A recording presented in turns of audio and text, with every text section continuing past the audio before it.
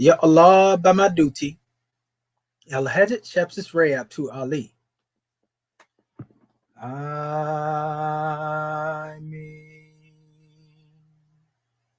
Haliyas, Haliyas, Haliyas.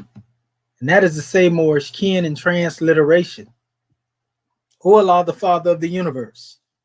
O Allah, the Father of love. O Allah, the Spirit of truth. O Allah, the Spirit of peace. O Allah, the Spirit of freedom. O Allah, the Spirit of justice. O Allah, you are my protector. O Allah, you are my guide. O Allah, you are my salvation by night and by day. O Allah, through your holy prophet. O Allah, Drew Ali. Amen. Waliyasa, Waliyasa, Waliyasa. Islam, Moorish king. And now we come forth before you with the divine constitution of Moorish America. Salvation, our God, unity.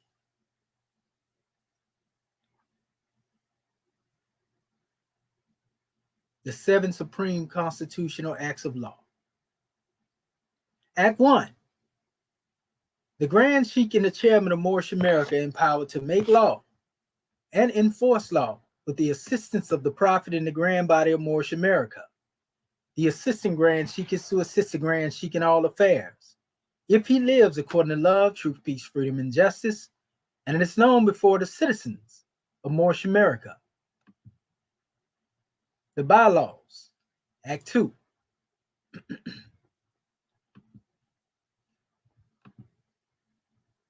All meetings are to be open and closed promptly, according to the Circle 7 in love, truth, peace, freedom, and justice. Friday is our holy day of rest, because on a Friday the first man was formed in flesh. And on a Friday the first man departed out of flesh and ascended unto his Father God Allah. For that cause, Friday is the holy day for all Muslims all over the world. Act 3. Love, truth, peace, freedom, and justice must be proclaimed and practiced by all citizens of Moorish America. No citizen is to put in danger or accuse falsely his brother or sister on any occasion at all that may harm his brother or sister, because Allah is love. Act 4.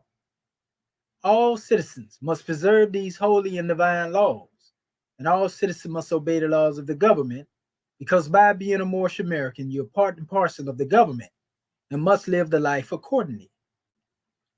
Act 5.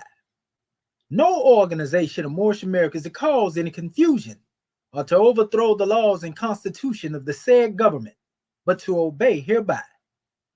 Act 6. With us, all citizens must proclaim their nationality, and we are teaching our people their nationality and their divine creed, that they may know that they are part and parcel of this said government, and know that they are not Negroes, colored folks, black people, or Ethiopians, because these names were given to slaves by slave holders in 1779 and lasted until 1865 during the time of slavery. But this is a new era of time now, and all men now must proclaim their free national name to be recognized by the government in which they live in the nations of the earth. This is the reason why Allah, the great God of the universe, ordained noble Drew Ali the prophet to redeem his people from their sinful ways. The Moorish Americans are the descendants of the ancient Moabites whom inhabited the northwestern and southwestern shores of Africa. Act 7. All citizens must promptly attend their meetings and become a part and a parcel of all uplifting acts of Moorish America. Moorish Americans must pay their dues and keep in line with all necessities of Moorish America, and then you're entitled to the name of faithful. Husband, you must support your wife and children. Wife, you must obey your husband and take care of your children and look after the duties of your household. Sons and daughters must obey father and mother and be industrious and become a part of the uplifting of fallen humanity. All Moorish Americans must keep their hearts and minds pure with love and their bodies clean with water. This divine covenant is from your holy prophet, noble Drew Ali, through the guidance of his Father God Allah. Prophet noble Drew Ali, peace and blessings be upon him, founding father and framer of the divine constitution and bylaws of Moorish America. And now that this meeting has been opened according to the triune acts, Acts 1, 2, and 3 in love, truth, peace, freedom, and justice. We say Islam, Islam, Islamism, Shemotepu Moorish kin. The providence of Allah is ever all his works. He ruleth and directeth with infinite wisdom. He hath instituted laws for the government of the world. He hath wonderfully varied them in all beings, and each by his nature conforming to his will. Peace and love.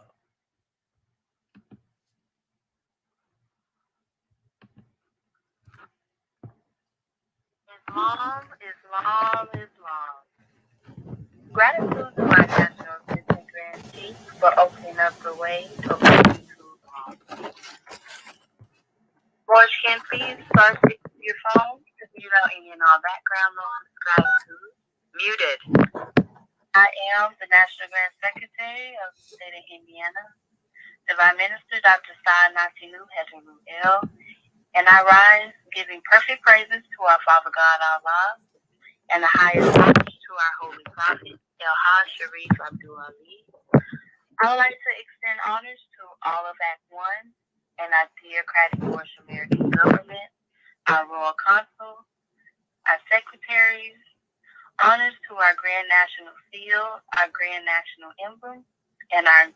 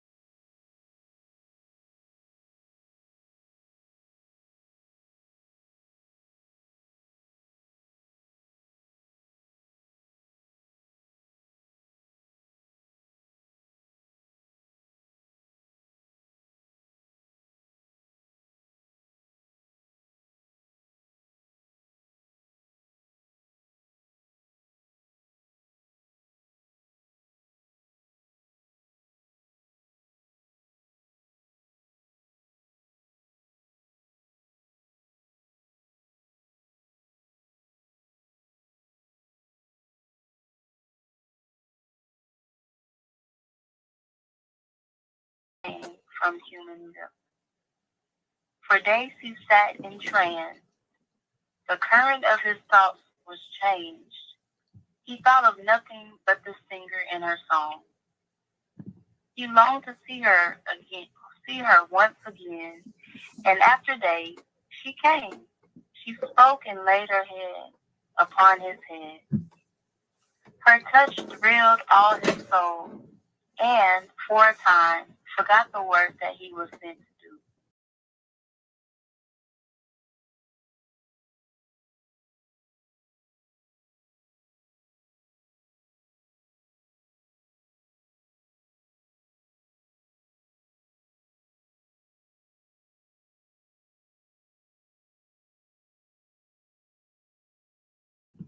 He could not sleep, nor could he eat.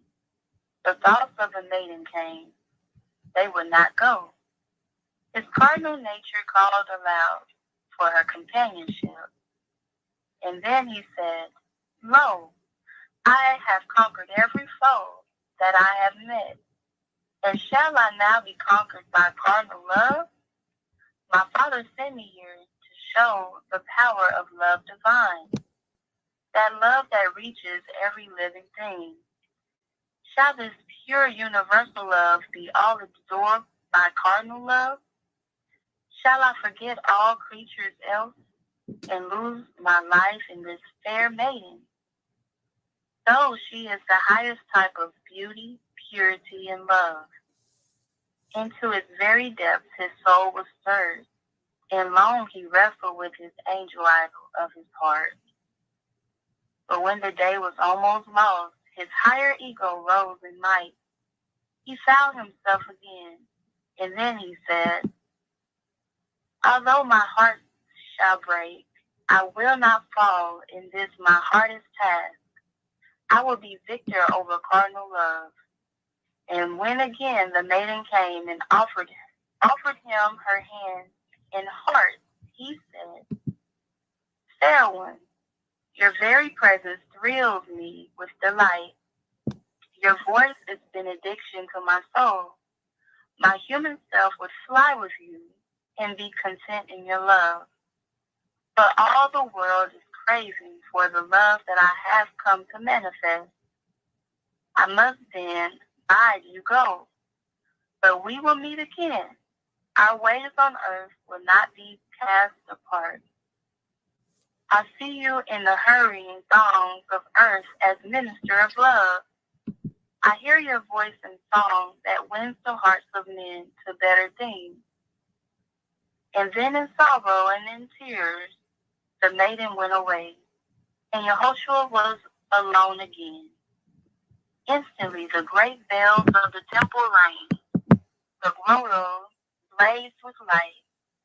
The Hierophant himself appeared and said, All hail triumph logo. Hail the conqueror of cardinal love stands on the height. And then he placed in Yehoshua's hand a scroll on which was written, Love divine. Together they of the beautiful temple, and in the banquet hall a feast was served, and Yehoshua was the honored guest. Islam, Islam, Islam. Today is December 3rd, 2022, and welcome to another Moorish Perspective class sponsored by our Moorish American government. Our host instructor is our National Assistant Grand Sheikh, Dr. Shetu Aminti Amoheji Shepsuel, with our topic on the floor, You didn't make love, love made you. You are a love thought made manifest, being love divine. Our question on the floor, what's love got to do with it? I would like to say gratitude to our National Assistant Grand Sheikh for opening up the way according to law, and also gratitude to the National Grand Secretary of the State of Indiana, Divine Minister Dr. Saad Natinu Hesherut El, for taking registration and also reading the chapter of the week. Moorish, can please check your emails for the invite to our National Assistant Grand Sheikh YouTube platform. We are live streaming in gratitude. At this time, I'll call forth our host instructor, our National Assistant Grand Sheikh, Dr. Shetu Aminti Amoheji Shepsuel. Islam, Grandman. Islam, sis, can you hear me clearly?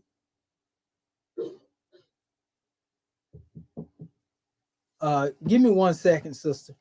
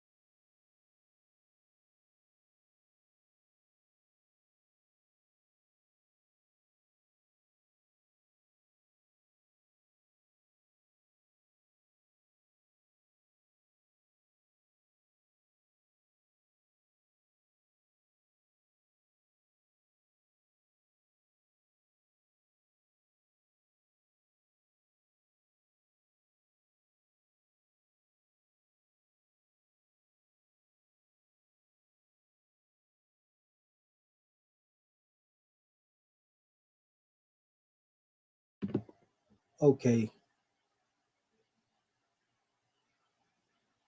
Give me 1 second, family. I'm just trying to get into this conference call. I got a lot going on. For free. Please enter your app.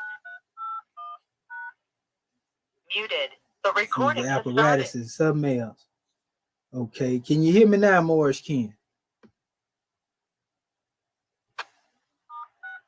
Unmuted. Can you hear me now, Morris Ken?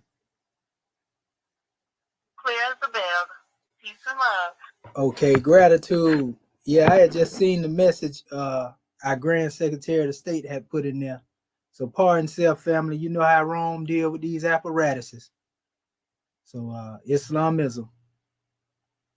All right. So let us rise upon the seven and give all praises to the great God Allah, Father God Allah, and honors to his holy prophet, honors to our holy prophet, Noble Drew Ali, El Hajj Sharif Abdul Ali, that is.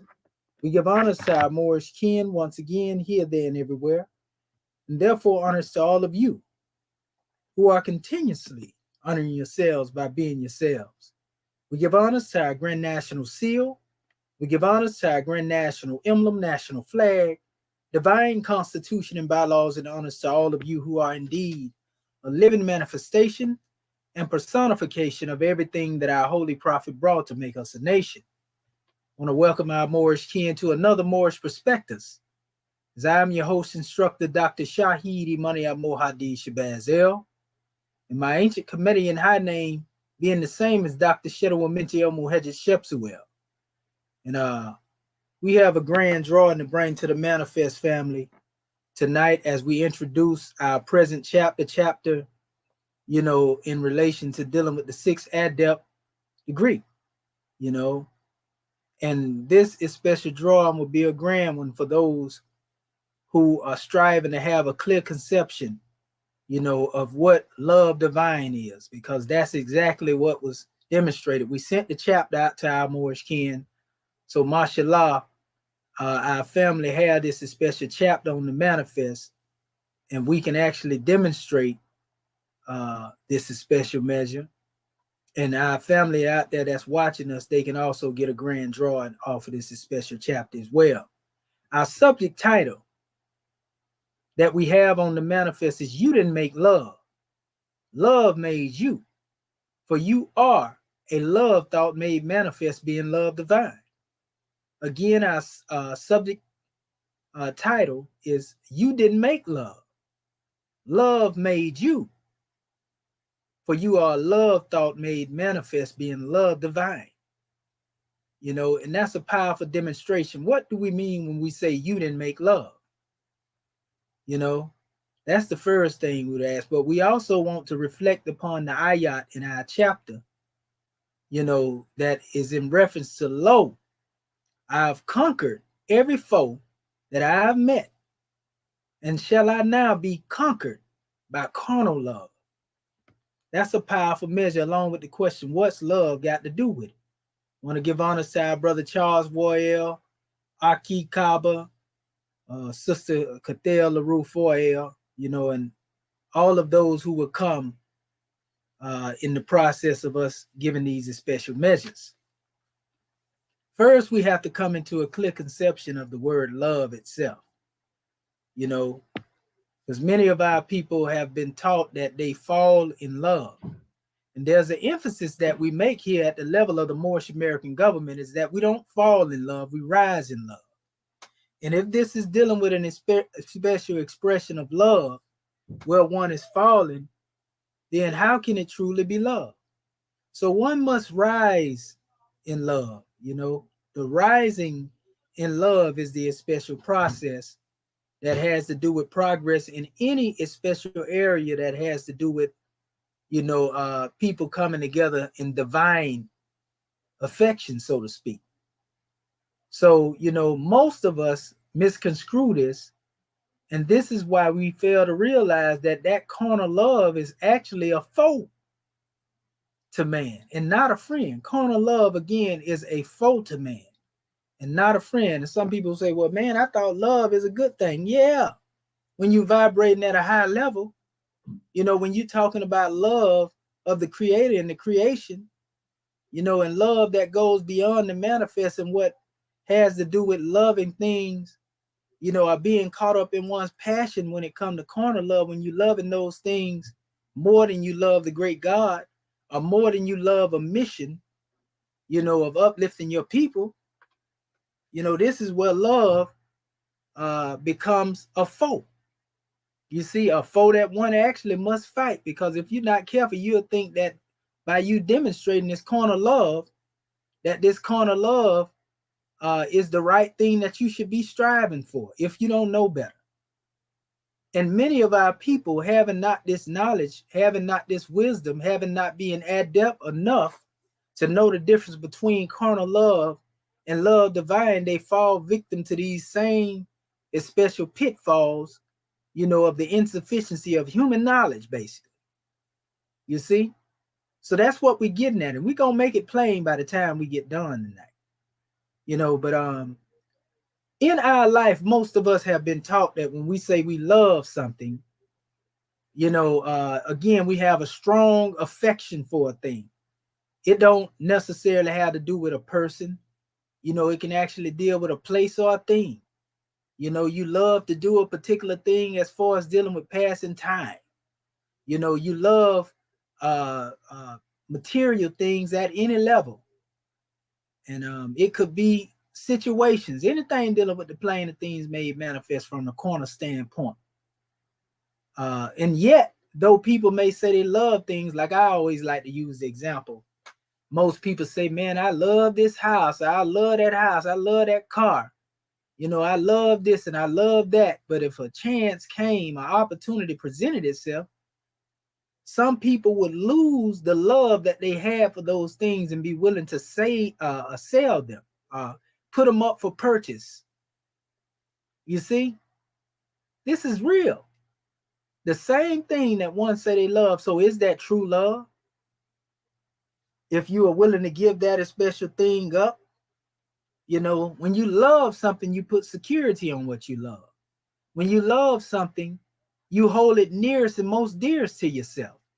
You see, so if you are putting this type of energy in the plane of things made manifest, as opposed to love divine, that's a conflict that cannot be told in words. In fact, we will learn what the outcome will be if we place our focus on that. And listen to the statement from our Moorish Holy Quran. Lo, I have conquered every foe that I have met. And shall I now be conquered by carnal love? See, most people are attached to things that they love with carnal love. You see, so we can have people that come into a high state of vibration when it comes to being a mastermind, but yet those things that have to do with being attached to the plane of things made manifest become something that actually will distract one if one is not careful. In most cases, most people move off of impulse, or they move in a reactionary fashion when they feel like they have this strong desire or affection for a thing that is attached to the plane of things made manifest. And that same strong affection to the attachment causes one to act in a certain way. Again, react, become a reactionary, right? Carnal love will make you do this. Carnal love will make people that you have you ever seen someone that actually in the world that looked like they had it all together, everything was all good and well, in a particular situation that came up that had to do with an attachment, that they may have felt that someone was trying to take something from them, or they may have felt that someone was trying to make trouble, in relation to dealing with something that they value, somebody tampering with something they value. So it caused them to react. They cannot control themselves. Normally, this person is one that is in a state of high standing, a high state of vibration. The next thing you know, they fly all the way off of the handle. This is because of the attachment. The allurement of the attachment has caused them to become a reactionary as opposed to being proactionary. You see? So there's a difference between reaction and proaction. But that's a whole nother measure. So the drawing that we are focusing on is if someone can basically lure you into loving something, that is carnal, then one can make you a slave. One can make you a slave. All they got to do is find a niche or something that you like, because everybody has their preference. Everybody has their preference. So everybody has something that they love, and something that most people, if you ain't careful, they be ready to go to war behind those special things. Yeah, they may be in a high state of vibration. They may be in a state of discipline, but the right thing would take one off of the course. And in this case, Yehoshua was being tested with carnal love. This was his highest test after going through all of those other degrees that he had come to. Now he's standing 6 times before the bar, so to speak. This will be the last degree before he can truly unfold into that 7th adept degree and deal with the measure as we go into the senior course and so forth and so on. So what I'm going to do right now, again, remember our subject title. I'm getting ready to share my screen. It's You Didn't Make Love. Love made you. For you are a love thought made manifest, being love divine.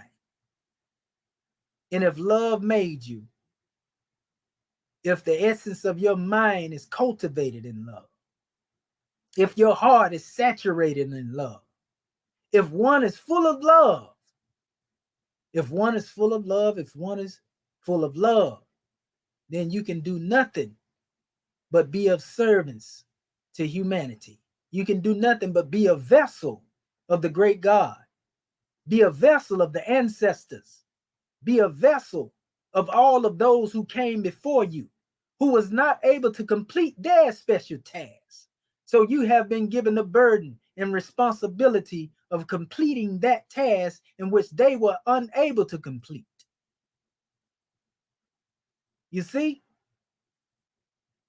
I always like to say that Allah, if he produces love thoughts, then love thoughts become manifest, then we as a people couldn't be anything else but love. Because the nature of everything in creation that has a seed or its quintessence, an essence, so to speak, everything in creation, family, is the same as that in whence it came from. You see, though there be many variations coming from a particular source, the very essence is still the same. If you come from spirit, then you are spirit. You see, if you come up through love, truth, peace, freedom, and justice, then you are these things. You personify them. You embody them.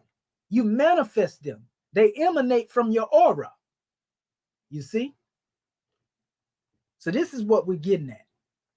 This is what we talk about when we say we make things applicable or bring forth an application, family. This is what we're getting at. So all we can do is be what we are.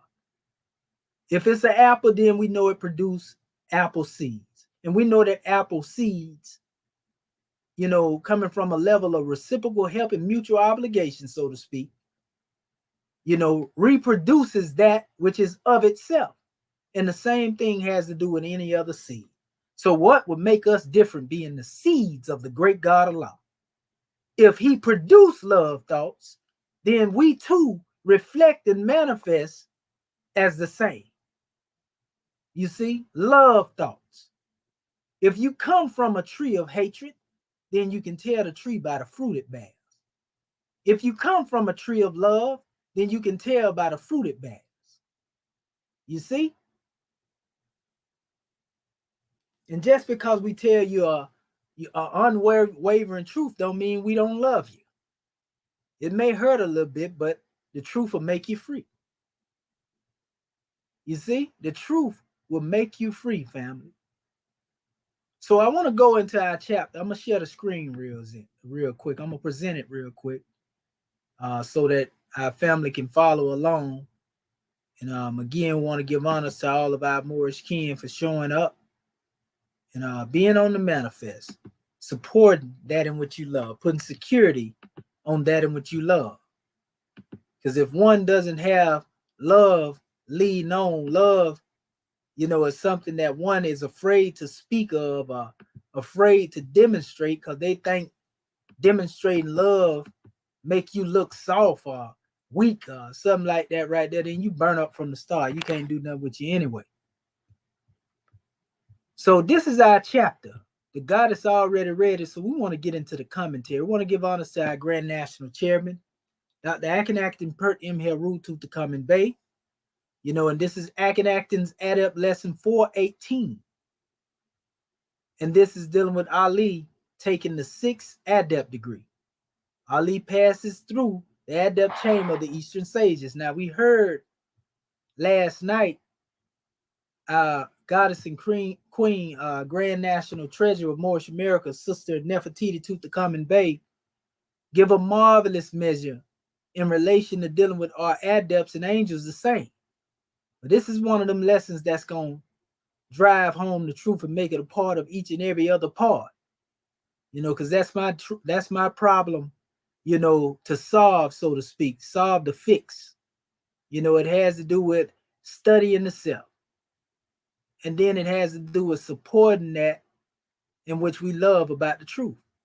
And so we want to give honors, because we understand our purpose. We are here to solve the fix of this mad human drama, this problem called a mad human drama.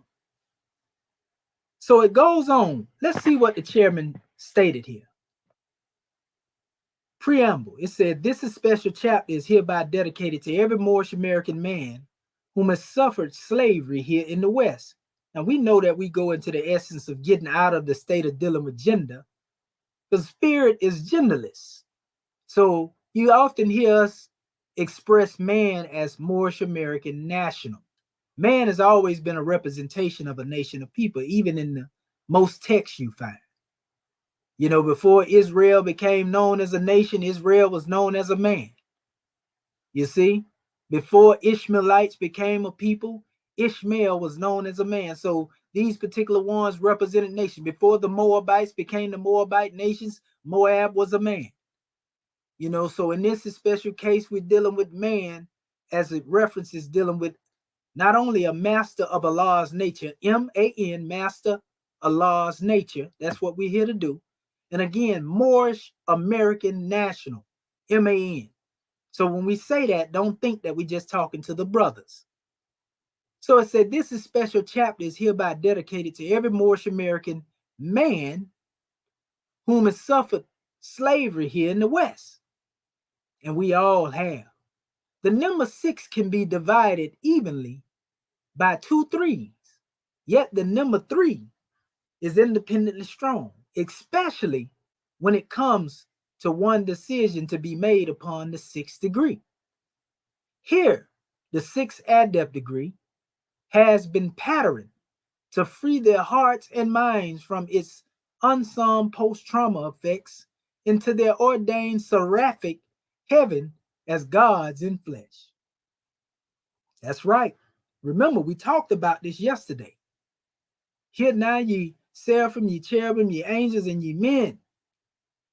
And we know that it is the Moorish American national, the master of Allah's nature, that unfolds through the degrees of angel, a swift angel, into cherubim and seraphim, again, and into this seraphic heaven that we call third heaven. This is where God manifests as mind, divine mind through man. And man is able to be what he knows. He's able to create things. He's able to govern things. She's able to create things. She's able to govern things. So it says, we are extending a special vibration to our National Grand Sheikh and National Assistant Grand Sheikh. May Allah continue to guide the constitutional divinity of Act 1. The divine constitution of the Moorish itself is love divine. Now, love divine is documented unfoldment for man as a seed of consciousness of the great God within himself as God. Divine love is the great God as the immutable truth. Man as the seed of Allah is perfect, and in his wisdom will unfold unto himself as the great God. That's what we were speaking of earlier when we talked about that seed. See, no one knows the nature of a seed until that seed has fully unfolded and grown apace to manifest its potential, what has been hidden therein. It says man becomes an angel. As he unfolds into the message he brings, he lives the truth. So this is what we have been called to do. We have been called to unfold into the message that we have been given as angels to bring to our people. We must become a living expression, a manifestation of the truth. Love divine. You see, we didn't make love. Love made us. You see, we didn't make truth. Truth made us.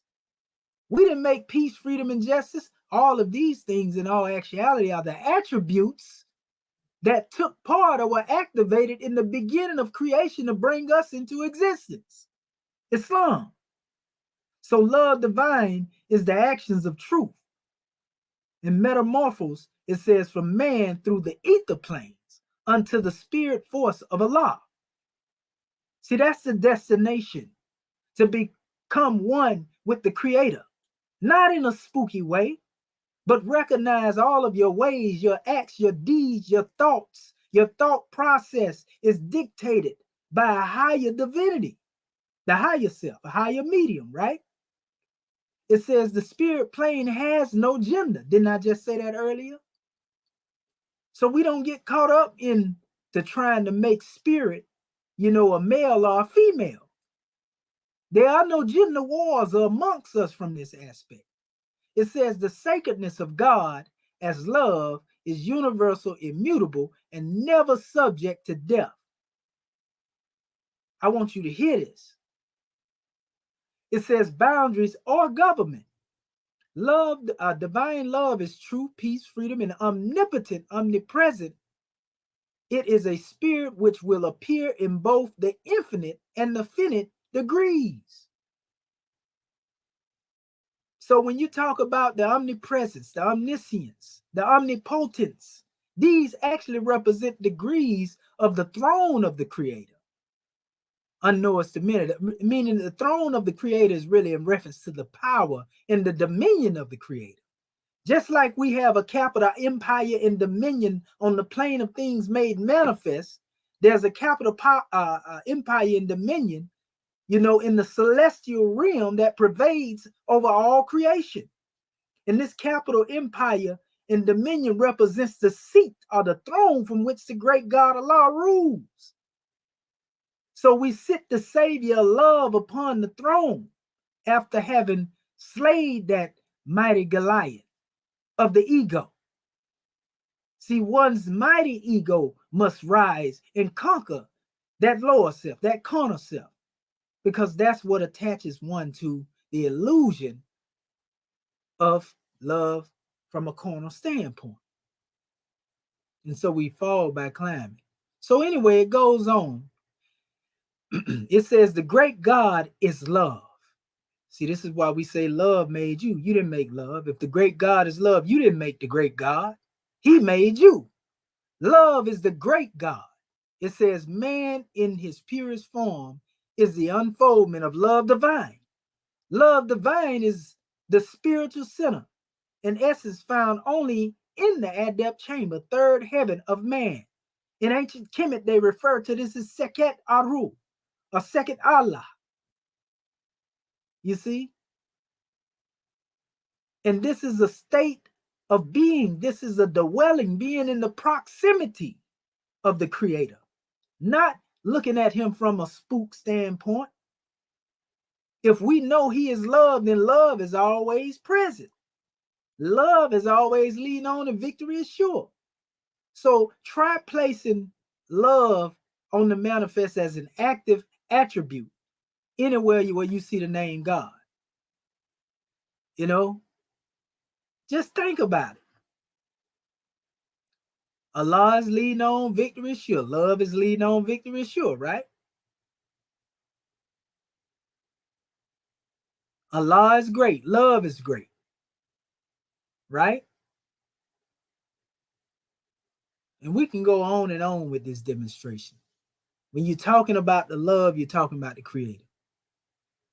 True love, anyway. So it says, love divine is the spiritual center and essence found only in the adept chamber, third heaven of man. When man knows himself, it is because he is naturally unfolding unto the status of love divine. So when one comes into a consciousness after having lived an NBC lifestyle, after having done all of the things that have brought harm to one, you know, when one is able to unfold into the God self, then one becomes love divine, and that love allows one to become a conqueror of those things that actually had a stronghold within one's consciousness before they recognize the truth. It says mortal, material, and human loves appears in the semblance of love divine, but are merely shadows of its principle.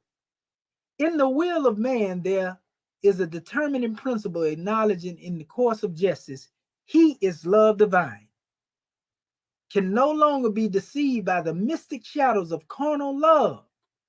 Carnal is the desire of fleshly, mundane, and manifest appearances confined to temporary gratifications. See, that's the thing about carnal love. It don't last long. Divine love is from the everlasting of the past to the never-ending days to come. Divine love is always love. It doesn't change based upon the ethers changing. It doesn't change based upon someone's feelings. It doesn't change based upon someone's emotion. It doesn't change based upon what I can give you or what I'm looking for from you, or so forth and so on. That's carnal love that is various and wavering. You see, these are but illusion, and this is why carnal love becomes the foe. Numerous foes of carnal love stand before man upon the plane of his soul. We already know the actions of soul is thinking, willing, reasoning, understanding, and remembrance. So the foes, you know, that come as a result of carnal love become a blockage that cause you to have a problem with thinking along the line of love divine, a problem of thinking along the line of truth, peace, freedom, and justice, all from a divine standpoint. Islam. So this is the true foe. This is the true adversary, not someone outside of man, but that which is within one, hiding in the innermost recesses of one's consciousness, been there all the while and they didn't even know it. Carnal love is often reflected in the fleeting comforts, earthly enjoyments, impermanent thrills, and moods swinging to and fro during the fall of man. Man cannot originate nor create love divine. Didn't we just say that? You didn't make love. Love made you. See, that's the problem. We thought we can make some love. I wonder who taught us that. Now, it says pseudo love is the lowest level of man-made love since that fall, and is often referred to as falling in love. You know, I don't want no pseudo love, and I don't want nobody giving me no pseudo love. If it's pseudo, then we already know what time it is. So it says, it is in the nature of carnal love to be low because it has been slowed down by the rate of atmosphere. See, a lot of people don't know. You know, just as you see meteorites, you know, that come into the atmosphere and then they cool down and then you can see them for what they really are. This is what happens, you know, when one comes from a high plane of spirit life and they come into the plane of the manifest. They reach the rate of atmosphere. All of this is even connected to the science of what we call alchemy, the chemistry, the ministry, and the mystery of life we often refer to. When one reaches the rate of the atmosphere, one has plummeted into the realm where human knowledge, is the only thing that's basically accepted at that time. And so this is where the will becomes sluggish. This is where man begins to serve gods outside of himself, because he gratifies himself based upon his senses, what he feels, what he thinks, and so forth and so on. So y'all get it. This is reaching the rate of the atmosphere. This is how we even get into the science of the concept of coming from a white phase all the way into a black phase degree of thinking. It's not necessarily dealing with the physical phase, but it has to do with a thought pattern. You see?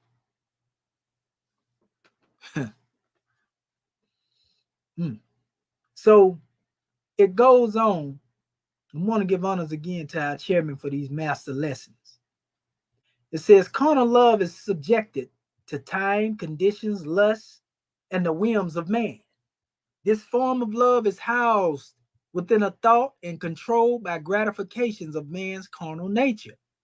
This false desire gives untruthful sensations and can appear real and long-lasting in the eyes of man. Man's carnal love tonight will be despised by tomorrow, or by tomorrow's sunlight. Carnal love appeals to the human senses and draws fiend promises to pleasure the sensuous lower self, or low self. Pay attention. Holy instruction from the prophet. Ali takes the 6th adept degree. In the mystic chambers of the Comedian sages, we give honors to our chairman, for this chapter. He was deep in the Egyptian adept rite of self-initiation on this one. As you can see, he put a lot of those demonstrations out here. Powerful. It says, in all the land, there was no place more grandly furnished than the beauty parlors of the Temple of the Sun. And our chairman gives us in the commentary, he says, in all of Africa, there was no more magnificent, distinguished, or all-encompassing place more historically emphasized and renowned than its Comedian capital. Once inside the interior cities, these mystic highlights were greatly profound in Heliopolis and the mystic halls of Luxor, or Lexus, as he placed it here, Luxor. This is dealing with the temple of the light, temple of the sun. It says, because of its radiances between God and man, the parlors are called temple of the sun. The temple of the sun, family. Enlightenment.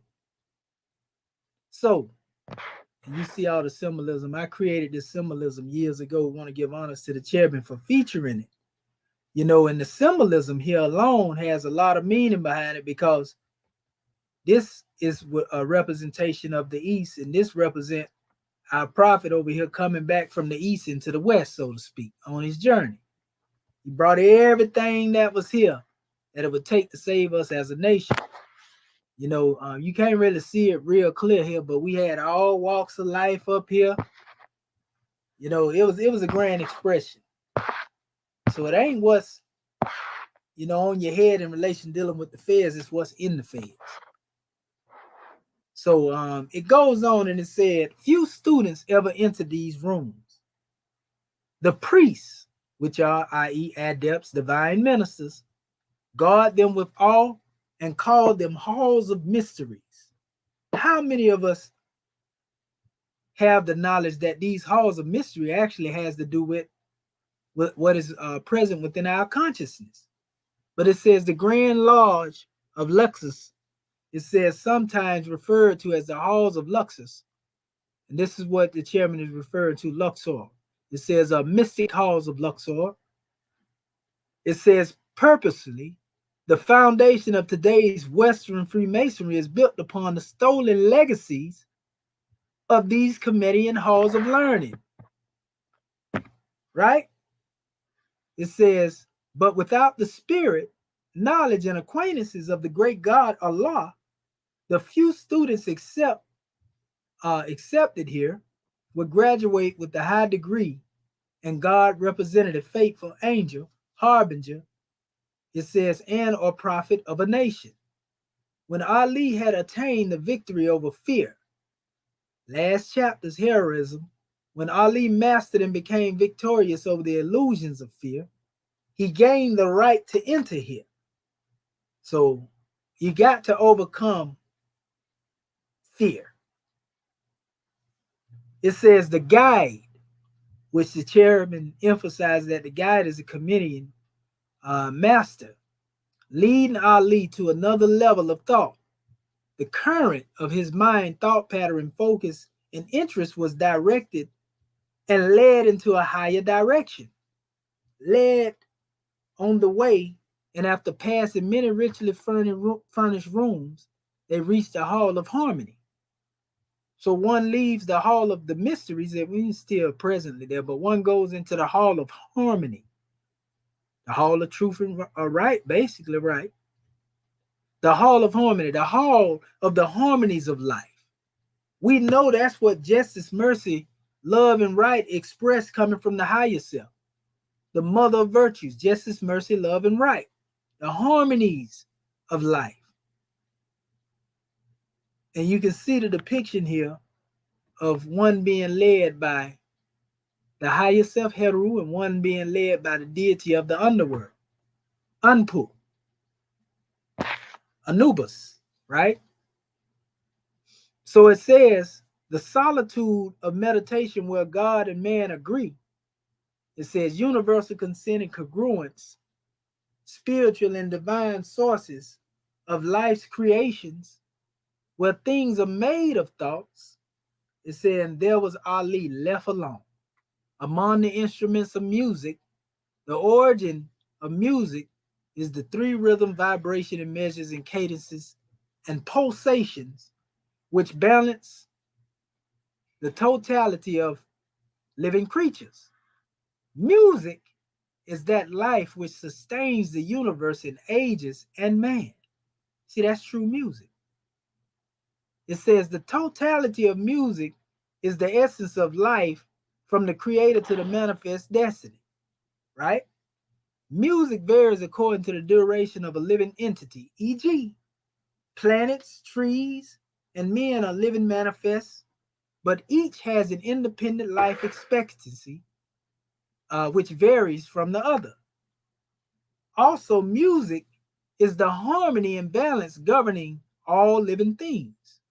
The building of a boy child into manhood, where husbands and fathers can be made, is the music which gives life to the nations of the earth. And then it says, it goes on, among the instruments of music was a harpsichord. A harpsichord. The harp became renowned to be the first Comedian-made musical instrument to transmit holy breath, the grand harmony of the seven sounds, and place every sound upon what is now known as the music scale. The harpsichord, it says, the mother of all string instruments, including the modern 19th century piano, right? You hear me? So it says, and Ali sat in thoughtful mood, inspecting it. When quietly a maiden usually refers to a young unmarried woman, a virgin, untouched, or some cases something done for very first time. Here, it should be recalled Ali, now about the age of 21, had left the slave states in America at the age of 16, with no knowledgeable history of woman. It says, for the first time in the sacred halls of Kemet, his undeveloped manhood is being confronted by a younger Mexim Shikis of entrancing beauty. You see, as she came into the hall, it says she did not seem to notice Ali as he sat mused, pondering, deliberating, considering, cogitating. It says ruminating and reflecting upon, and so busy with his thoughts. He was caught up, love at first sight. It says she found her place beside the harpsichord. She touched the chords most gently, and she sang the songs of Moorish science. Uh-oh. It says she was singing songs of redemption and compositions of freedom for Moorish American people, melodies sung by the Moorish goddesses. It says were revelations of a pure and clean nation of people. Glories of being reattached to the human family of nations and their exaltations. It says from being exhumed from the shadow graves of mental slavery. Oh yeah, powerful. And Ali was in trance, such beauty he had never seen, or such music had he never learned or heard upon himself. Ali, now about the age of 21, is being confronted with the greatest natural test that is addressed to every young male entering manhood. In the course of human nature, in every young man's life, he will be challenged by entrancing charms of his human female and male, right? It says a woman conscious of her delights, charms, and allurements poses the greatest conflict and test between the soul and body of any young man. If nobody else can do it, then that priestess can do it. Powerful. It says all men, as they enter the stages of manhood somewhere along the line, will be challenged with this same test, sometimes to the utmost of his very life. Then and there he must decide if he wants to take these lessons and set his house in order before he can take her home to his built and prepared house, or will he indeed fall or fail the test? It says the millions of nationless Moorish males in America today, regardless of their ages, sizes, or training, are as innocent of the powers of a free national woman as Ali, now entering this sixth adept degree in Egypt. Why? Because being nationless without a distinct nature, constitutional government, national flag, or their own God to serve these types of makes are as powerless as slaves with no future to offer woman, man, children, nor society. It's a powerful demonstration here already. Chairman went into this message. He says, sex and slaves. He says, while it is true all creatures think, and each has been blessed with the will to choose, but statistics would reveal today's thinking and wills of majority of the people has fallen to the terrors of Western subjugations and colonization. It said these conquered nationals of the human family have been reduced to automations that one, exchange procreation and reproduction for passionate gratifications, two, emotional pleasures, and three, physical attraction. People who have a good education know there's a world of difference between breeding and procreation. Slaves and other nationless properties cannot legally have families, but instead are used for breeding to enhance the profits of their corporate owners. No other living species and creatures on Earth, with the exception of fallen humanity, demonstrate the actions of reproduction. 24 plus 7, 365 days, right? It says 365 days, year in and year out. Powerful. 365 day year in and year out. Ironically, most adult male humans have long since lost their natural sense and ability to even know the few days a month when their woman slash mates or overladen. It says in being already overladen, it says in heat and ripe for conception. It says the natural sense to know thyself and he who made you has been grossly distorted, redirected, or socially misplaced. It says with colloquial expressions, ba be, baby, you look so fine and sexy, and ooh, right there, that feels so good. These preposterous minds in the behinds, ignorant mindsets are what the Holy Prophet describes as madness of desires and blindness of rage. Loose and passionate desires encourage sex by roller coasters of publicly driven wants, lusts, and desires.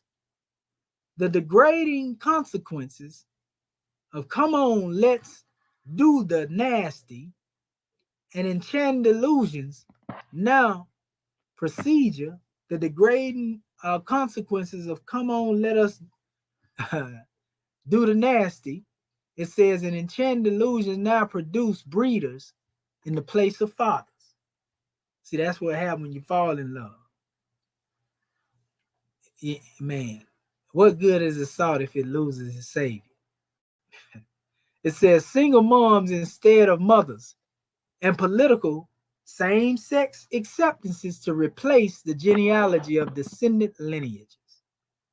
During the times of slavery, these do whatever you want to do to them was basically confined to any other part of the plantation, but not in Massa's and Mrs. Daisy's White House.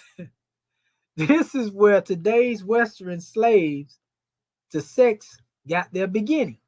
These social failings are parts of the Europeans Americans' rule, designed to belittle the minds of the hoi polloi while leaving themselves as publicized slaveholders with the appearance of being superior. Naturally, the Negroes, black folks, and colored people, NBC never had a clue this mental collapse will be powerfully disabling to all males of African descent because they were being denied the great sacred rites of passage from boys to men now being revealed in the sixth adept degree, love divine. It says young Ali would be taught through the educating force of his magnanimous adept degree, the knowledge of God, love divine, will always supersede carnal wants and destinations of social termination. In fact, in a few years, because of this great lesson, Ali, as a prophet, would later give his holy instructions and warnings to all, especially his Moorish kin. Young men of the world, beware, young man, beware of all the allurements. We was talking about that and wantonness. Let not the harlot tempt thee to access in her delights, but examine with care, fix not subtly. On thy present choice depends thy future happiness. A lot of our people have dropped the ball when it comes to finding, what it truly is to be happy. It says, if much of her time is destroyed in dress and adornment, if she is enamored with her own beauty and delighted with her own praise, if she laugheth much, talketh loud, if her foot abideth not in her father's house, and her eyes with boldness rove on the faces of men, though her beauty were as the sun in the firmament of heaven, turn thy face, man. We're going to go into this. It says, turn thy face from her charms, turn thy feet from her paths, and suffer not thy soul to be ensnared by the allurements of the imagination. The madness of desire shall defeat its own pursuits. It says, from the blindness of its rage, thou shalt rush upon destruction. Therefore give not up thy heart to her sweet enticements, neither suffer thy soul to be enslaved by her enchanting delusions. The fountain of health, which must supply the stream of pleasure, shall quickly be dried up, and every spring of joy shall be exhausted. Meanwhile, let us rejoice in Ali as he meets the greatest tests of his young manhood.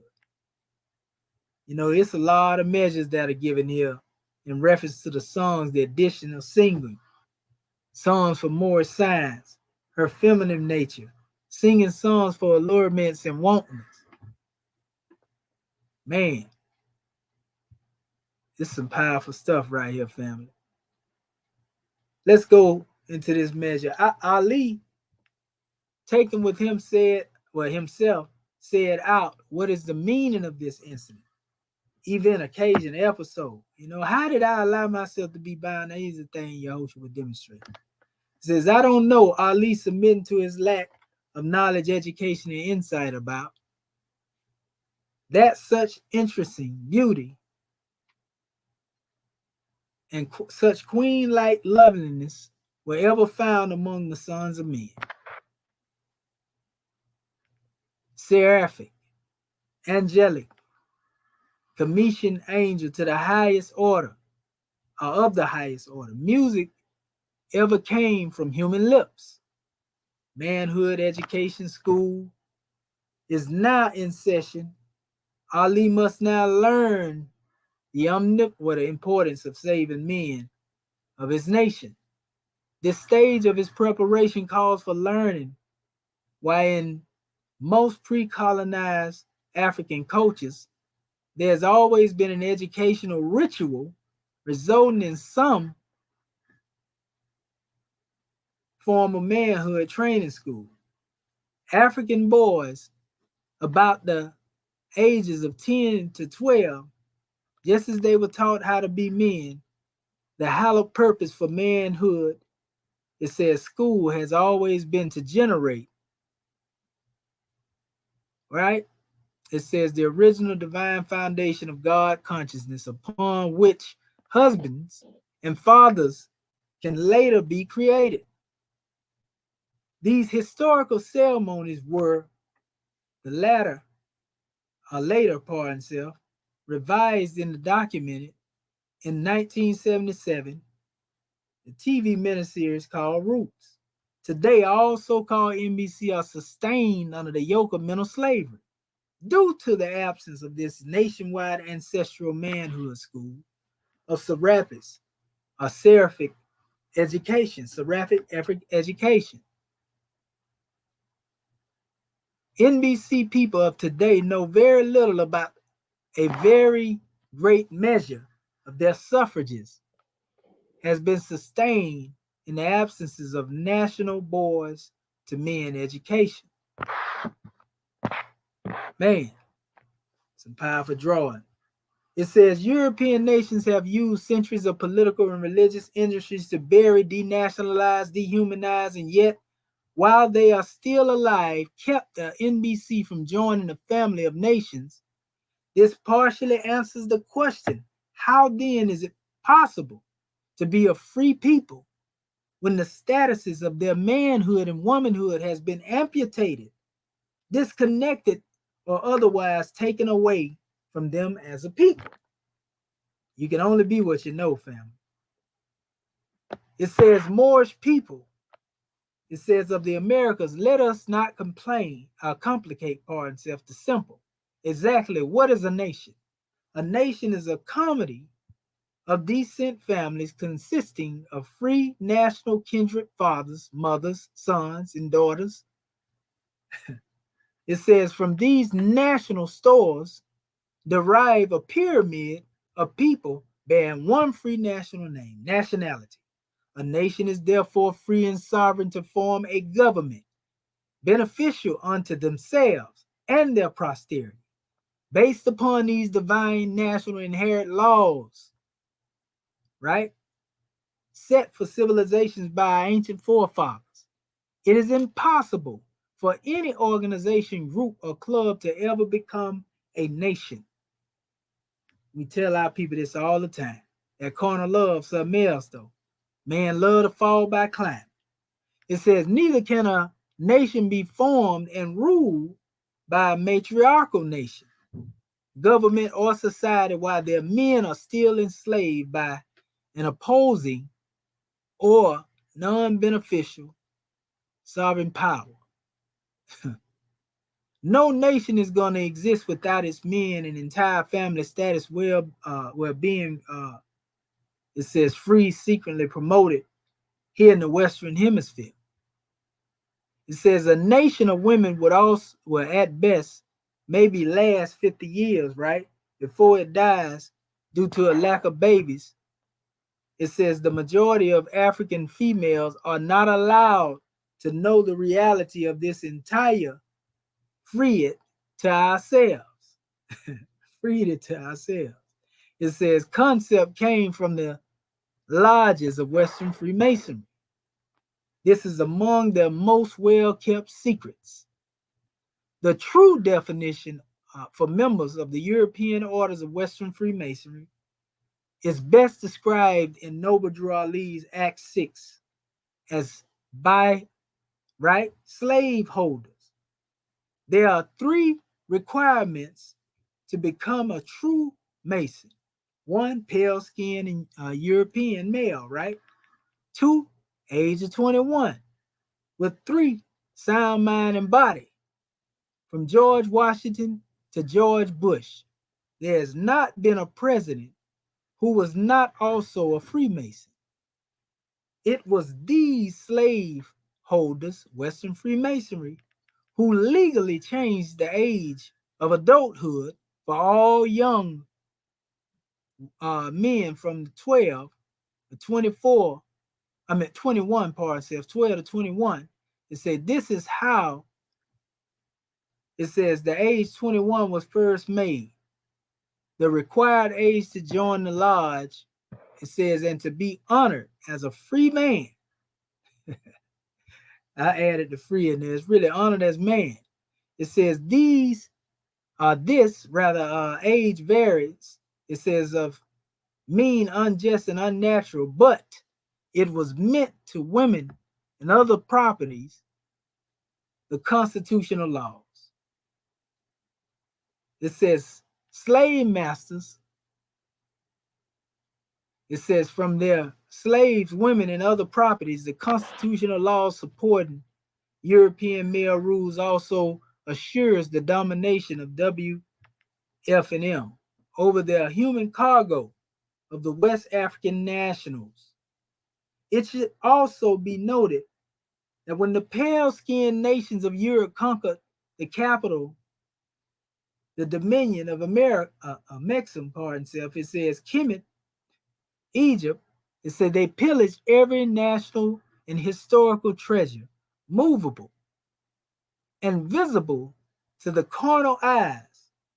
But since they could not see the great God to which all Asiatics praise, the essence of the people would remain pure during the blackening of slavery. It says for generations, pardon self, awaiting the advent of Prophet Noble Drew Ali, this absence of the spirit of Allah during the conquest of the African God man has been further immortalized in both the U.S. It's a A1776, and it says symbol of the pyramid with detached all-seeing eye. It says of God away from the African nationals. Goes on a little bit more. You can see these 2 caskets here. One of them actually has the pentagram, the open pentagram on there, showing you who in there. It says, and let us not forget the 5-pointed pentagram, North Star, and open 5-pointed Morris Star. The Western Freemasons perfectly purposely for himself engraved this. Engraved this, the grandest symbol of the African God man, and then placed it on the chest of every coffin found in every Masonic lodge. So you already know who the secret is. We giving it to you now. It says, of course, each coffin holds the chattel remains of Moorish men of West Africa after being hit in the head with their sedmal. It says, and buried in the shallow grave of USA's constitutional 14th and 15th Amendments. The orders of Western Freemasonry marked this world-dominating burial. It says, by placing the coffin of Hiram Abiff under the acacia tree, because this tree is indigenous to the continental Africa, except a few million Moorish male Africans, who now claim to also be Western Freemasons. There is no mistaking as to exactly who's buried in the shallow grave. The gruesome fact remains, without the presence of true free men fulfilling the natural duties of Moorish American husbands and fathers, this exposed corporation of slavery in the West will continue until the acceptance of divine saving powers brought to him or them by Ali. It says, for days, Ali sat in trance. The current of his thoughts, the direction, and course, see, this is key. How many of us have been focused and allowed the current of our thought to be changed or misdirected? Direction, course, way, path, tread, focus, aim, control, command, administration was charged. He thought of nothing but the singing a song. This is one that was in their higher self becoming distracted based upon the beauty that he seen standing before him. Yehoshua went through this. It says he longed to see her once again, and after days she came and she spoke and laid her hand. It says her heart and mind and center, because the hand is symbolic to the mind. His head, his heart and mind and center. Her touch, spiritual contact, constitutional defining, divine charms and uplifting early talents. Thrilled all his soul and forgot a time. For a soul, and forgot the work of his appointment by Allah. It says that he was sent to do. Few were the words the maiden said. She didn't have to say a whole lot. She already had it. It says she went on her way, or went her way, but then the heart, the core, the center, or the nearest place to meet Allah of Ali had been touched. We have to learn from these lessons, Moorish King, because nothing new under the sun. History always repeats itself. It's a cycle. It says a love flame, spirit of God, and enlightenment. It says voice of wisdom, blaze, fire, glow, spark, vibration, or rhythm of music had been kindled in his soul. And he was brought up to face the source, the most rawest, tender, painful, and sensitive God manhood challenge and trial of life. Ali could not sleep, nor could he eat. So he was so entranced with this beauty, he couldn't sleep or eat. This is a adept, now neophyte, Yehoshua, prophet of the great God. It says the thoughts of the maiden came, and they would not go. His carnal, fleshly, human body, sensual and earthly, right? Manhood, nature called aloud for her companionship. It says, and then Ali said, lo, I have conquered every foe. This is our subject in the line with it. That I have met, and shall I now be, what he said, shall I now be conquered by carnal love? It says the most illustrious and heroic trial a soul can be forced to judge is between divine love and carnal love. But yeah, we got to be skilled in that, because if not, one can use one to lead us in a bad situation. It says, my Father sent me here to show the power of love divine. Here Ali answers himself by remembering his son, a song from Allah. During the earthly life of every man, he receives his special song, appointment from the God of his forefathers. This song is designed for him alone to sing, and none other can sing this song. The song may come in the high notes of a vision, or answer to a prayer, or a straight way to a goal, or his place in the affairs of man. During his lifetime, every man is honored with his song to sing. His song cannot come from his birth parents, but solely from what?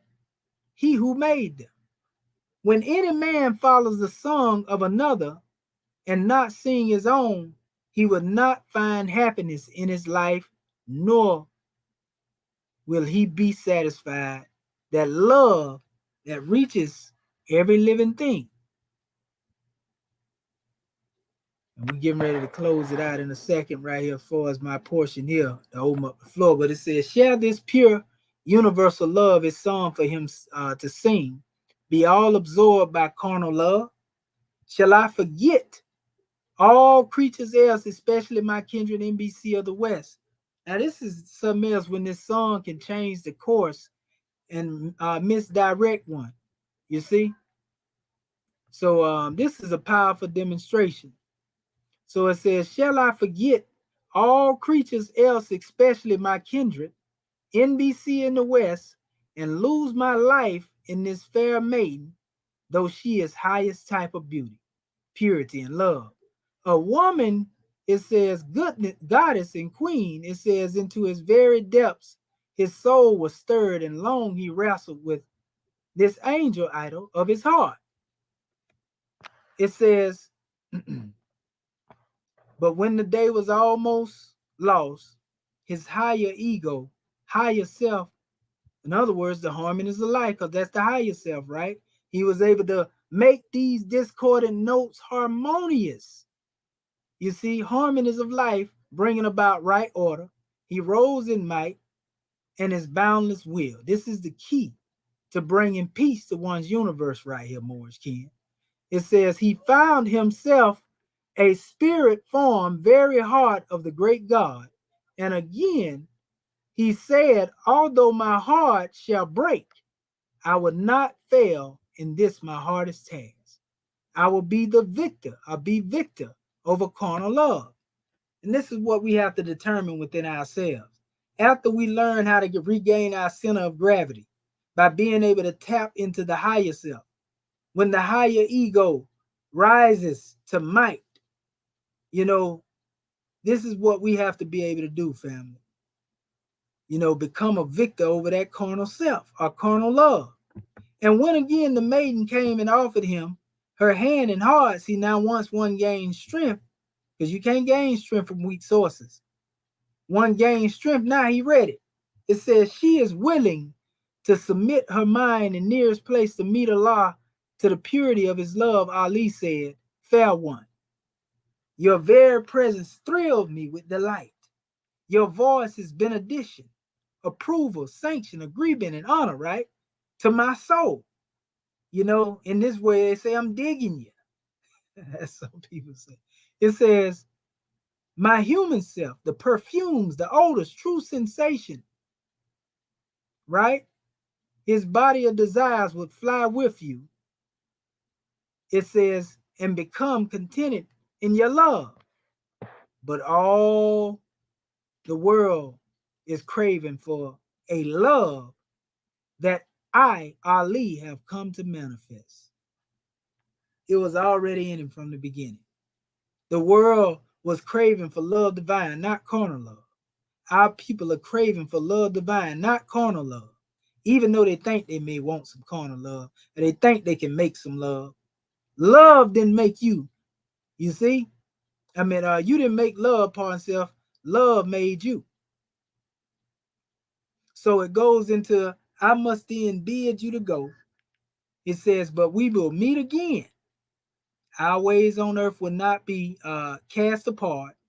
I see you in the hurrying thrones of earth as minister of love, purity of heart. I hear your voice, and then in sorrow and in tears, the maiden went away, and Ali was alone again. Instantly, the great bells of the temple rang, the grotto, which is the podium, hollow shelter in the garden, or covered shelter, blazed with light. This was all dealing with a test of a neophyte going through these special measures dealing with the self and self-mastery. But it says the Hierophant himself appeared. See, that was that higher ego. That was himself. That's the higher self. In his chamber, the Hierophant himself appeared and said, all hail, triumphant Logos. Hail, the conqueror of carnal love, stands on the height. He was given honors. And then he placed in Ali's hand a scroll in which was written, love divine. Together they passed from the grotto, it says, of the beautiful temple, and in the banquet hall, a feast was served, and Ali was the honored guest. Now notice, he was in the halls of Luxor, in his highest state of height. We already asked the question, what's love got to do with it? But right here in the commentary, our chairman will tell us what love is not. Because in order to know what love got to do with it, you got to know what love is.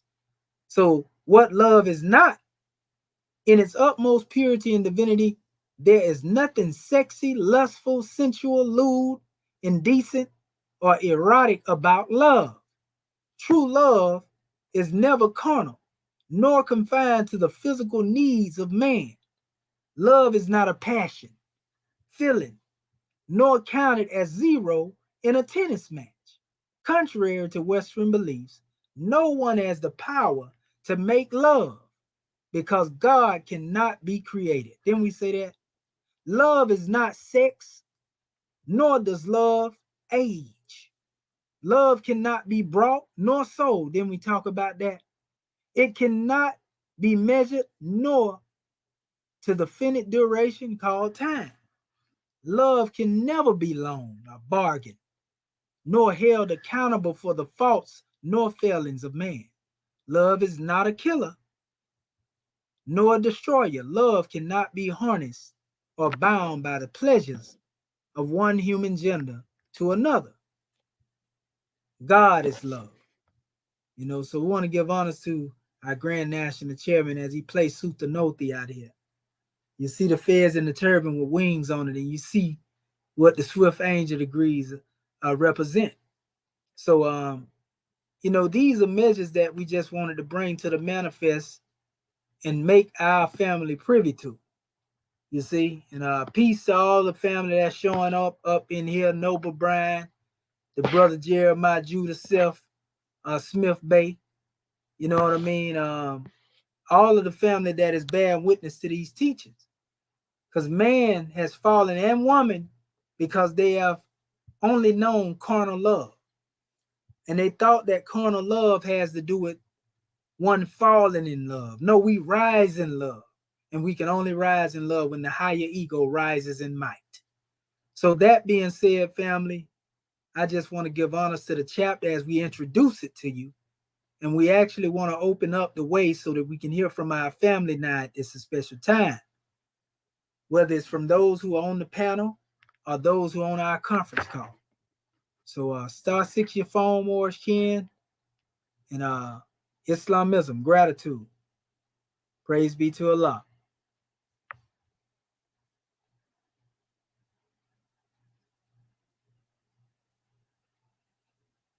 We waiting on you, Morris Ken.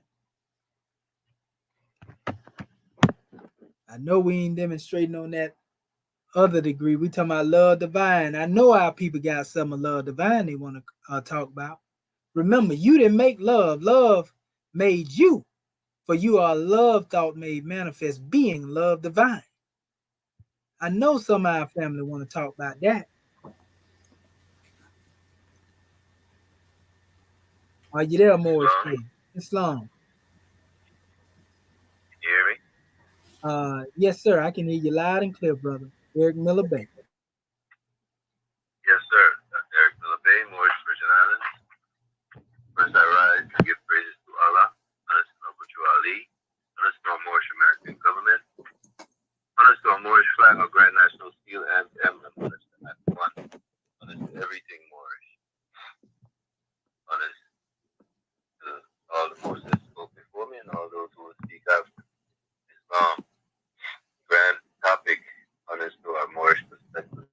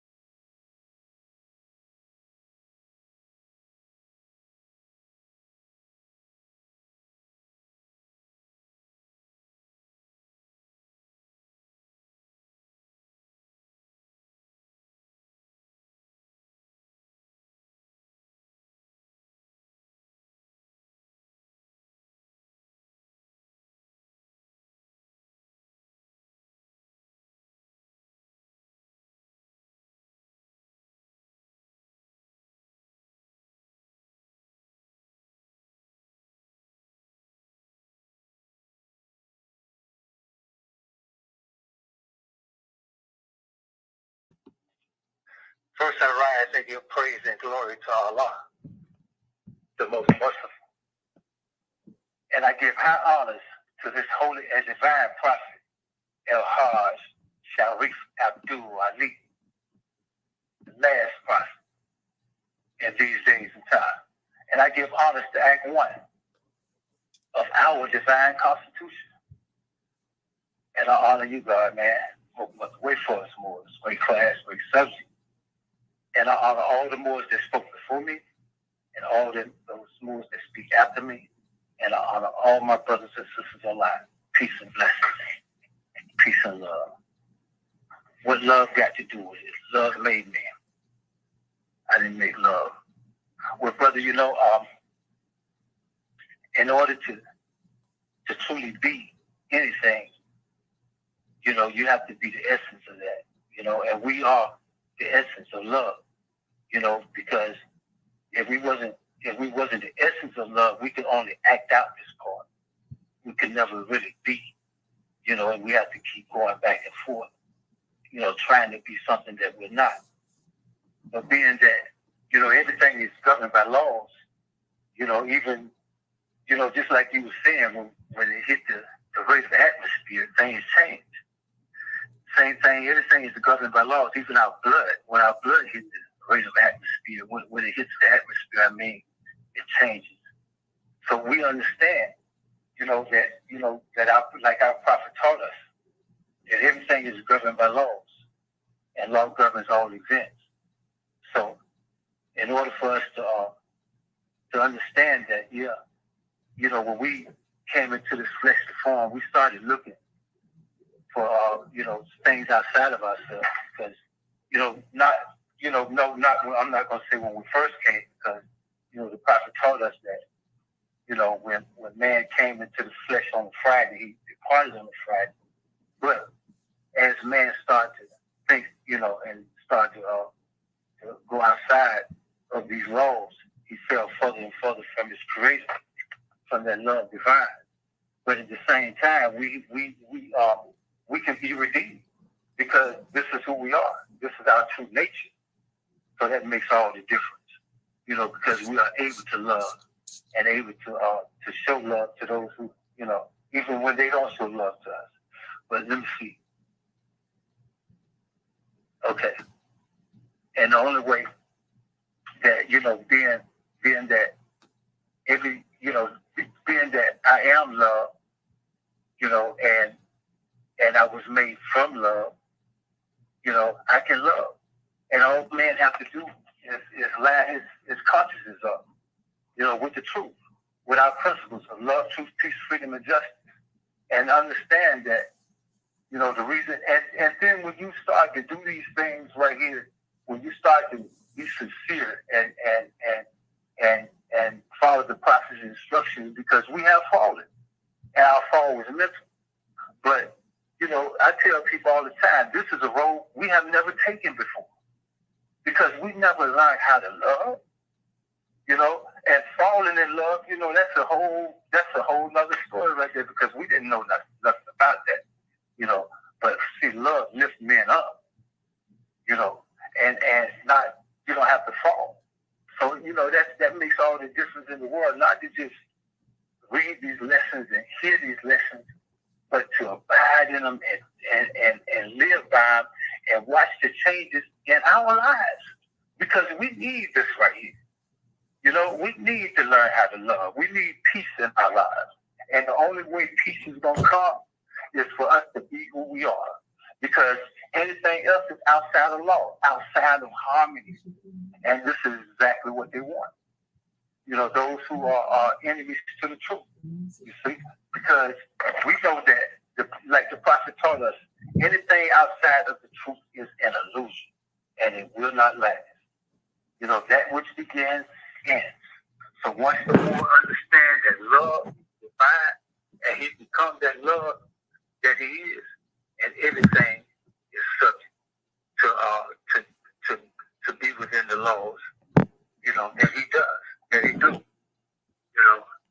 Love made me, and I am love divine. I was just taking notes and stuff, but great class, brother. I have a lot more to say, but that's how like more is biting it. Mike, peace and blessings. Islam, yeah, that's a grand drawing, brother.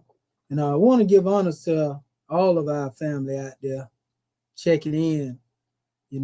Make sure you let the people know that we demonstrate by sharing the measure.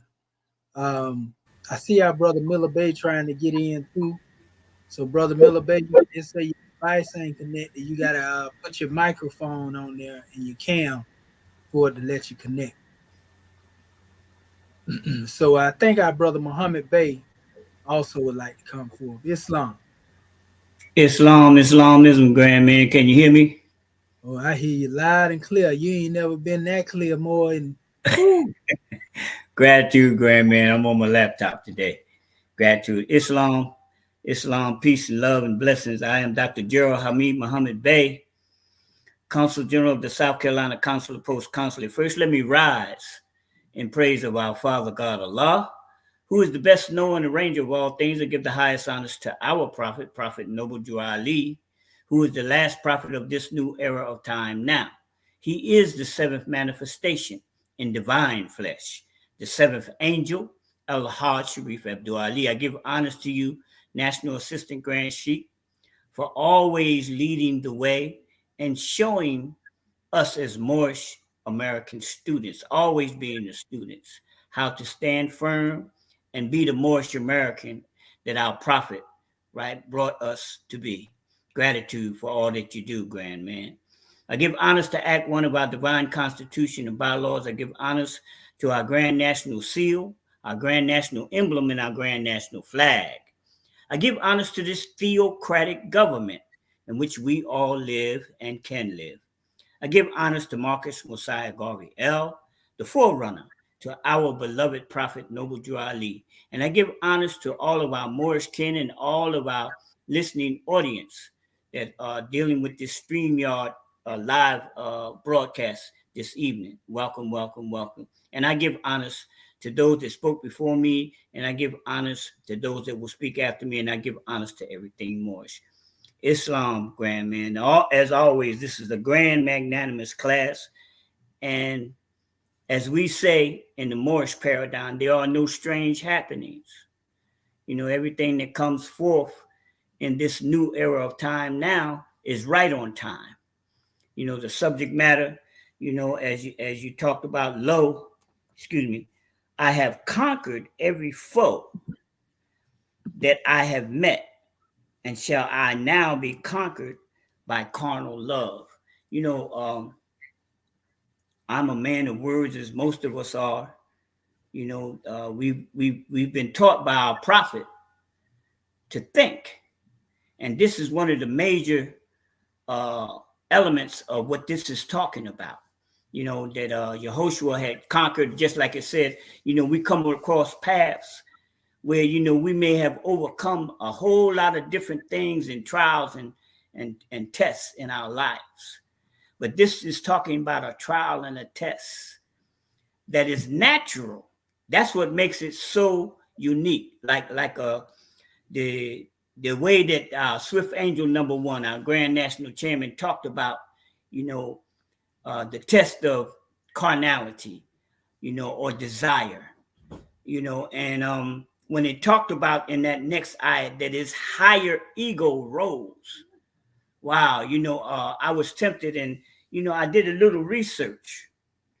So when you talk about this divine ego, see, it's you know, just like most things, it could be either creative or it can be destructive, or it can be, you know, something positive or something negative. So in this aspect, he's talking about the positive aspect. And this divine ego is part of the mind. It's part of the thinking that reacts to reality by deciding on what options. And he said, right, he made a decision after coming back to the consciousness, right, overcoming that inclination. He was never conquered by it, right? He was constantly thinking about this situation, and his thinking, being founded upon divine knowledge and truth, allowed him to make the right decision. And this is, for me, this is the lesson. These divine lessons that Prophet Noble Drew Ali brought us, the first thing he said, if I can just get me to thinking, I would save myself. But I will end it with this, grand man. You know, listening to the presentation, and the whole thing is, right, centered around love divine, love. Wow. Prophet Noble Drew Ali told us, one of the first instructions that he gave us, we need to learn how to love instead of hate. So you just read and defined what true love is. See, love is not a feeling going in between the sheets, you know what I mean, having emotional feelings about this or about that, you know, being overwhelmed with the feeling or sense of love. Love is thought activity of the highest plane. Excuse me, family. That's what love is. Love is based upon truth. See, that spirit of the truth that we must love in order for us to be able to maintain the course, in order for us to be able to face, right? These different challenges in life. And this is what the class is all about. For all of us to learn the lesson that we have to stand on the truth of the lessons and the guidance that Prophet Noble Drew Ali brought us, and everything that comes with being in this Moorish American government, in the Moorish American nation, and everything that it represents. This is salvation. Salvation is here in this Moorish American government and its nation. It's time for us to come out of the love of our tribal nationality, tribal ancestries, our clanist ancestries, and realize that it is tribes and clans that makes up the nation, because we are a nation of people. We are Moors, Moorish American, Moorish Mexican, on and on and on, whatever you want to call it. Islam and gratitude. This is a grand class. And the last thing, the Hoi Polloi is dealing with how they classify, that's a code name used in Freemasonry for the masses of the people, how they deceive the masses of the people. Islam and gratitude, grand man. Thanks for letting me share. Peace and love. Islam and gratitude, brother, for the drawing. And we give honors to you for that grand measure. Praise be to Allah, brother Muhammad Bey, Consul General of the South Carolina Territory. Couldn't have been said any plainer. And so, yes, high vibrations. All right, Moors, the floor is still open. Is there any other Moor out there who would like to exercise their fire? Speak to the masses and wake them up, family. Ain't nothing wrong with being woke. Islam, grand man.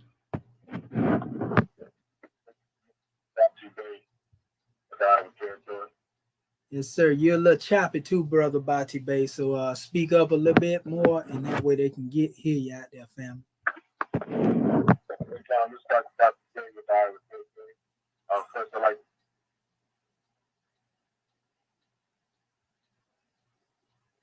First, I'd like to rise and give that matter praise to Allah. Oh, that's better. That's a lot better, brother. Islam. I understand bureaucratic government, our royal council, our flag, seal, emblem, our divine constitution, our swift angels, our monkey, our citizens alike. They can't hear you if you talk. Oh, I'm not saying anything. I'm listening to you, brother. Oh, Islam. Yes, sir. I was listening to you. You got it. Islam. I'm sorry, flag, seal, emblem, our divine constitution, our swift angels, monkey, citizens alike. I'm sorry, all the ones that spoke before me, are the ones to speak after. And honest to even make war for this class, and honestly, chairman for those grand measures stemming from this. And it just shows that even with the orchestration of this adapt lesson, that the love that was poured forth in that adapt lesson to be able to bring it forth through the, to the nation, and to all those that are even in the attendance of hearing. And so when I'm looking at the, I got this dictionary, that the metaphysical dictionary. So, and when it says love, it says the pure essence of being that binds together the whole human family. Of all the attributes of God, love is undoubtedly the most beautiful. In divine mind, love is the power that joins and binds in divine harmony the universe and everything in it. The great harmonizing principle known to man. Divine love is impersonal. It loves for the sake of loving. It is not concerned with what or who it loves, nor with a return of love. Let, like the sun, its joy is in shining forth of its nature. So if you're thinking about, what love, the love that is supposed to be manifested that we have, and a lot of times the love that you have for yourself is a reflection of the love that you can give. It really is the only love that you can give until you understand something higher. And that's why I like when Chairman had brought forth. He said, we're not here to change your mind. We're here to give you a higher understanding of what you already know. So the love that we have came forth in being in the rest of the world and getting to this point is is what we call carnal love, and is the reason why you got so much dissimulation and hatred on the manifest. When you don't understand love, love is not something. Love is always and has always been it's always been an unconditional construct. And another thing my uncle used to always say, he said, "I love the life in you." When you say you love the life in somebody, that means you're giving presence and admiration to the love, the universal love, not just stemming from one person or what somebody can do for you. But it's the universal love that we all have life, and realizing that with life come trials and tribulations, and that we love through the trials and tribulations in order for wisdom to have its manifest. And with that, I leave the conversation. In Islam, and gratitude, brother, for that grand expression, brother Bati Bey. We give honors to you, grand man, minus doubt or contradiction. Praise be to Allah, Islamism without the schism. Gratitude, Islam. We still got room for a few more Moors. So star 64 Moors, Ken. Islam, grand man. Islam. Yes, this is Divine Minister Michael Moore, North Carolina territory. And once again, I rise and give praise to the great God, honor to our prophet, Noah Ali, and honor to our citizens, our officials, and our government. And honor to you, God, man, for this divine breakdown. As you said, from the fall of man comes the falling in love. Wow. You spoke so clearly, for us to see that the lower carnal self has been running rapid in the West and all over the world since the coming of the murky of the flesh, distorting one's sense of self, allowing one's lower self to thrive and rule the land, right? And we know that creates a slower vibration of thought. So we find, what you said, well, you asked the question, well, what love got to do with it? So we know that love, which is truth, peace, freedom, and justice, raises our thought patterns to the highest vibration of love divine. And that music that we receive from the truth that will set us free. We find that the divine constitution of Moorish America is that love divine because it becomes the ultimate saving power, to raise us up out of the mental shortcomings that the nations of the earth suffer from. And also links us to the families, links us to the human families and nations, and gives us the ultimate saving power of our government. Our government is the actual representation of the uplifting of fallen humanity, and it expresses the ultimate reality of the moral responsibility, that each and every individual human being actually has, regardless, to their race or gender, even religion, or even socio-economic status. This gives us the moral uprightness, because that is the goal of every human being, is that they're duty bound, we're duty bound to pursue love. Now, we know that love is divine. As you stated, we can't make love. Love makes us. So, in that being the actual fact of the matter, we know here in the West that we have to be redeemed, and not only us, but we have been given the vehicle for this to be done. And if we have any desire to love, it should be the love for our nation, the love for our government, the love for our God, our prophet, and the love of ourself and moral character. You know, as we know that we are the manifestation of love divine, because that's who has made us, great God Allah. And we know that from this making,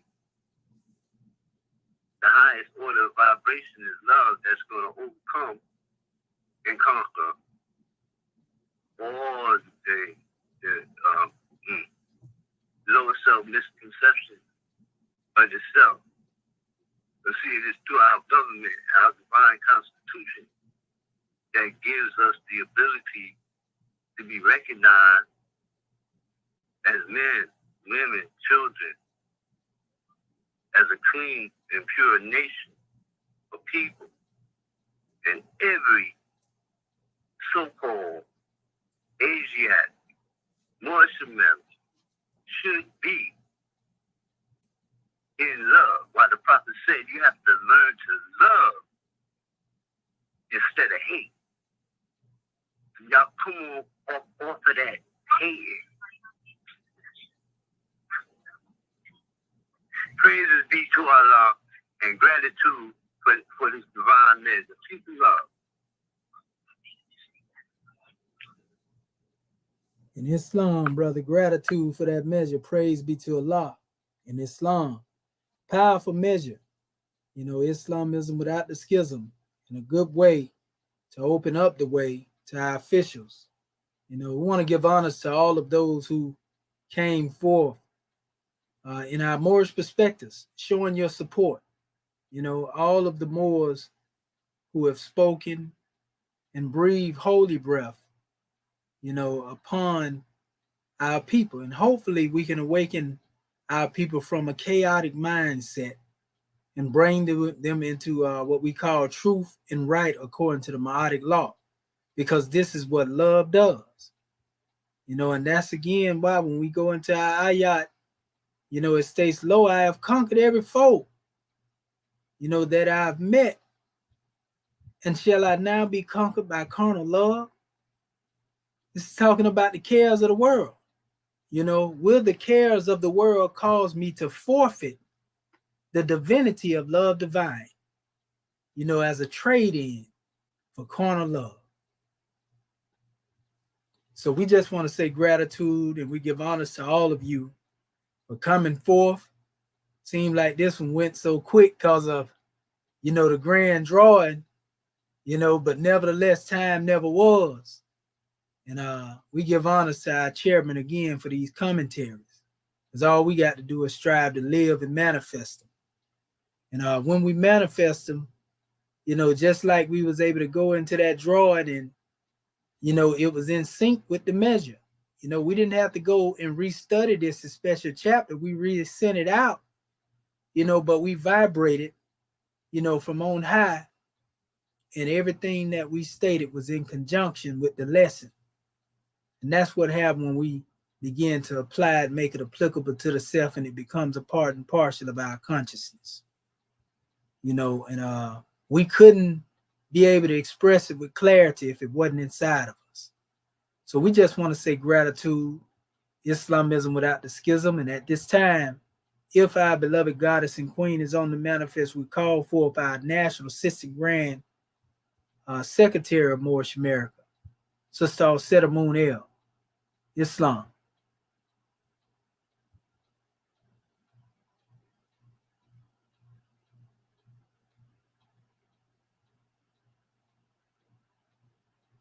Okay, Islam. Well, we know the sister is most definitely about the business of our Father God Allah. So at this time, our National Grand Mufti is on the panel, Dr. Khonshu Ma'ak Heru Bey, Islam. Let us call him forth so that he can give his drawing. Islam, Grand Man.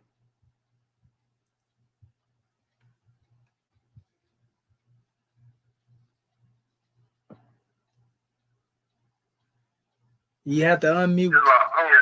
Okay, you okay. Let me try to mute it real quick.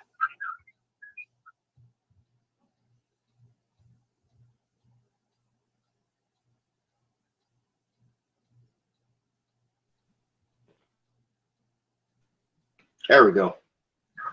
There you yes, sir. We hear you loud and clear, Grand man. Islam, gratitude. We rise first and foremost, giving all thanksgiving, adoration, worship, and praise to our Father God, Allah, the great God of the universe, the most beneficent and the most wise. And we give the highest honors that we can give to his prophet, our prophet, the last prophet in these days and in these times, Prophet Noble Drew Ali, El-Haj Sheikh Sharif Abdul Ali, the savior of humanity. We give honors to his forerunner, Marcus Mosiah Garvey, and we give honors to his government, our government, the Moorish American government, the government in which we live, according to Act 6. We give honors to the officials of this said government, our divine ministers, swift angels, mufti, royal council, secretaries. We give honors to our citizens, the Moorish Americans. We give honors to our flag, our divine constitution and bylaws, our holy Quran, our grand national seal, grand national emblem, our book of fire. We give honors to everything that is Moorish. We give a special high honors to you, National Assistant Grand Sheikh, Dr. Shadu Amenti Ahmedu Shep Sha'ir, for bringing forth this grand Moorish perspective this evening. We give honors to all of our Moorish kin who have spoken before us, and to our Moorish kin that will speak after us. We give honors to you, angels. We can continue to give honors where honors are due, and honor to all true and divine prophets. And yes, we give honors to our ancestors as they have come before us, leading the way. We are them today without doubt or contradiction, because no one has the power to change man from his descent nature. And praise Allah for that. And it's definitely been a grand class to sit here listening to the more, you know, this is a grand subject matter and topic. And definitely, you know, we didn't make love, and you know, love made us as very profound. Like you said, because for most of us, the only concept we have of love is a carnal desire or physical manifest, and it's way more than that, because Allah's love, Allah's all. And when we look at what love got to do with it, it's got everything to do with it. In the sense that coming from a carnal state to an upright state, coming from being buried under the brand names of Negro, Black, and Colored, and coming back to living perpendicular with a free national name, status, and also creed, love had everything to do with that. Allah had everything to do with that.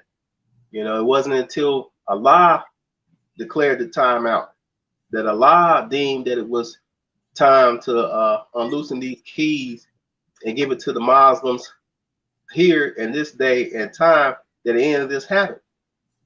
You know, the man that I stand here today was created by love, you know, not by this society. Most of us, until the point that we get some knowledge, you know, we are a product, like we used to like to say a whole lot of times coming up, I'm a product of my environment. I'm a product of my, you know, neighborhood or borough or whatever place they want to live in. We looked at our origins of being part of a mix of the situation that we find ourselves in. Well, love in itself has made us here.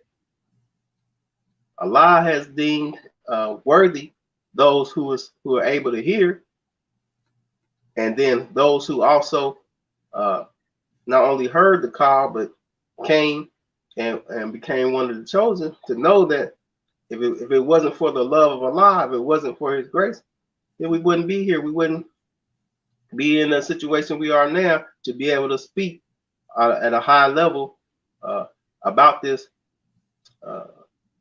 thing that we call love, about what the understanding that we have now. You know, love definitely had everything to do with it. The love for our people, the love for ourselves, love for our children, and their future has brought us here. Especially if you're watching this or being part of this call, You know, this is of the holy and divine movement, and the movement is based around service to each other, service and service to Allah. And in that service to Allah, we are serving each other because it's through the bonds of affection. You know, we let those bonds of affection unite us. And when we let those things unite us, the service is most important. You know, in the chapter, Yehoshua gets caught up, as we can see, on the carnal love, and he has to reason with himself. You know, am I to, you know, give up all these things that I've been ordained to do, that I've spent all my life working towards, all my life studying towards, all this energy I've put in, just to find myself subject or slave to a carnal desire? No, the world has a love that, you know, is waiting on, that I've been here to demonstrate. And that has nothing to do with laying in between the sheets. It has everything to do with showing one the power that this vibration or thought of love has on the manifest. You know, there's a study that was done by a Japanese doctor with water, and freezing the water, using different words. And love makes one of the most purified geometric shapes when it was written on the glass that the water was in. And it showed you just the word of love itself is so impactful to the environment, to the physical makeup of things, that you cannot deny it. That is more than just overnight sensation or a sweet sensation. You know, it's part of the this makeup, and it affects everything. And so when our prophet tells us to learn to love instead of hate, he understood the power that demonstrates. He understood that love can make you, in the sense that, you know, we look at, we know that the body is mainly water. We know that it holds memory. And we know that, like I said, through the experiments, that the vibration of that word alone, the thought of that word alone, changes the cellular structure of that water. And so when we come into our nation, when we come into this divine science, you know, we begin to change our whole being by continue to repeat that word love, continue to draw off the word love, continue to know that love is one of the highest principles that we stand upon. We are changing our whole structure, our whole being in that understanding of love. So yeah, love made me. Love made me into a better man, made me into a more caring person, made me into a person, a man that could be here and be a part of the guiding of our nation. You know, it wasn't hate that made that. It wasn't envy or jealousy or any other negative thought, hatred, slander, lewdness, murders, or theft that made that. It was love. And so, you know, we have to honor that. And we have to recognize that that's where the transformation comes in. Love is where, when we think about using that metaphor of the caterpillar and the butterfly, love is the cocoon. Love is the cocoon that changes that one that was crawling on all the legs on the earth into a beautiful being that's now flying high in the sky. It has a different perspective than the one that might be stepped on, because this one now can fly. This one can see above all these other things and also travel different distances and learn more and be more. And so, man, it's just a grand drawing to draw for of what love has to do with it for us. Love has everything to do for it, because once we begin to love ourselves, love our families, love our nation, love what we are and not what everybody else is. And this is where we have strayed after the gods of Europe, which we know nothing of. Once we get to loving what we have, then we'll stop going outside the house, going to other people, and stop financing their war on us. You know, all this is in the news now about how impactful these other ones are with the creations that we make, and how they can just shut the finance off from us and shut off the opportunities that we have to take care of our people because we in that demonstration. But the love for your own people and creating and supporting the things that our own people do will cut all that out. That $1.8 trillion that's going out to all these other nations because we're not spending it with each other. Once that stops, the whole world gonna stop and listen to what we got to say because they're gonna be like, why you cut the water off? They might be mad, but it's all right because we are loving ourselves. And that's most important. That we love ourselves, that we support ourselves, that we do what's necessary, you know, to put ourselves back in a proper position where we have a fighting chance or where we can at least sit at the table with the families and nations and talk business and make sure that our people, our children and their children are straight.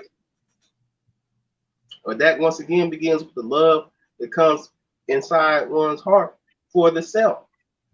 And that means that we have to restructure the thought pattern of that, you know, the little doll experiment that they did with the children, showing how our children were more in love with these European dolls that look European than the ones with themselves. So once we can get back to the love of ourselves, you know, that echoes all the way down from the children all the way up. And that love is going to change everything that comes after it. And then in that sense, once again, love is what made you. You didn't make the love was already there, but love is what made you. Love is what makes us. And love is what's making this right here so powerful because it cannot be denied. You know, all the world is seeking love, not only peace, but love. You know, there's more dating sites and all kind of other situations where people are trying to find what seems to be love, this carnal demonstration, but that's not really what one is seeking because we know that's fleeting. You know, that's just a small part of the time of our day. But the love for yourself, the love for your loved ones, the love for your purpose in life is what makes us. You know, if you didn't have the love for the music, you wouldn't do music. If you didn't have the love for the art, you wouldn't be drawing and painting. If you didn't have the love for the children, you wouldn't be teaching elementary school. You know, these things drive us not to only search and go after things that are going to enlighten us and educate us, but also motivate us in a life's purpose. And without that life purpose, as we know, will drive you insane. A man without a purpose will be driven insane from the continuous going in circle that he finds himself in because he doesn't know the direction in which his life must go. And that is something that brings upon a depression, brings upon death to one. Not knowing, you know, what one's true love is. And so we can see an example of Yehoshua that his love for his people, the love that his parents created and put in him, and then his love for his Father God Allah, he went about his work his whole life. And that life drove him in a passion where he didn't have to question it. When he was in the temple with the money changers and the law givers, he was in there demonstrating, hey, I'm a young boy, like, look, your time is up. This is my love, and this is what my Father has for me, and I'm going to make sure that I do what's supposed to be right. And we got to do the same thing. Make sure that we know where our love is, where it resides, and that love is what makes us. It's not, what we amass or what we consume, but it's what, motivates one from the very inner center of the core, the love that truly makes us who we are every day. So gratitude for the class this evening, and gratitude to you, Moorish America, for being here with us and giving us your time, attention, and respect. We love you. Islam and peace. In Islam and peace, National Grand Mufti, we give honors to you, Grand Man, for all the love. And honors to the tribe as a whole. Praise be to Allah. Islamism. Yes, sir. We already know, man, what Moorish America look like in the future. We was talking about my nephew, that one reaching out. And we already had, the intent to build with that one. But that one told my auntie, say, he want to be a Muslim. You know what I mean? I ain't even talked to him yet. But praise be to Allah. So we know something, right? That one done seen that vibration and he already clinging to the truth, man. That's the work of Allah. Teach the young and the old shall follow in shame, in love too. Islam, family. All right. Well, at this time, let us call forth our National Grand Secretary of Moorish America, Sister Sheps Rakat Ma'at and Pooh, Tutankhamun Bey. Islam, the hope lives. Islam, you there, goddess and queen?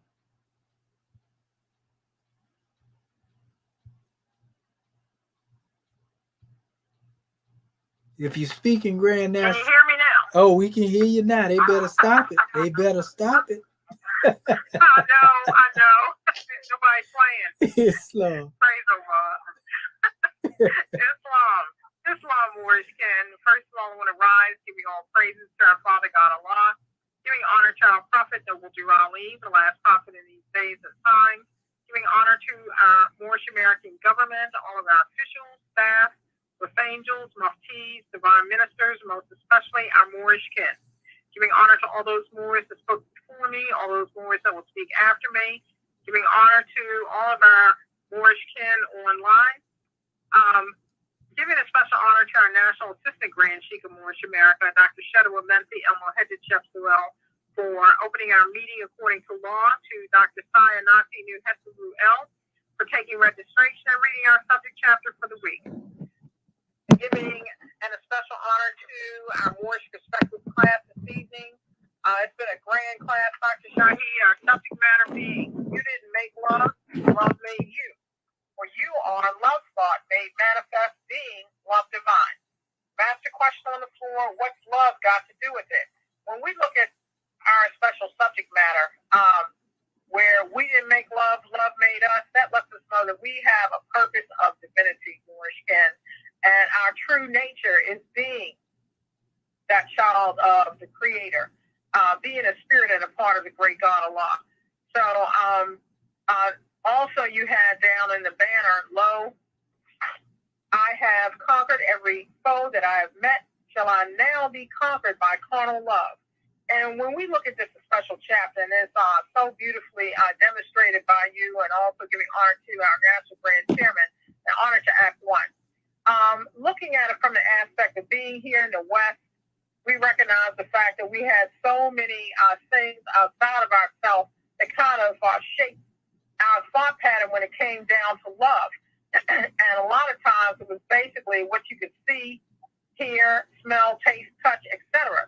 So, we're familiar with baby mama drama, baby daddy, and these kind of conditions, looking at love from a purely manifest level, brings about all kinds of negative foes within the self that we have got to conquer.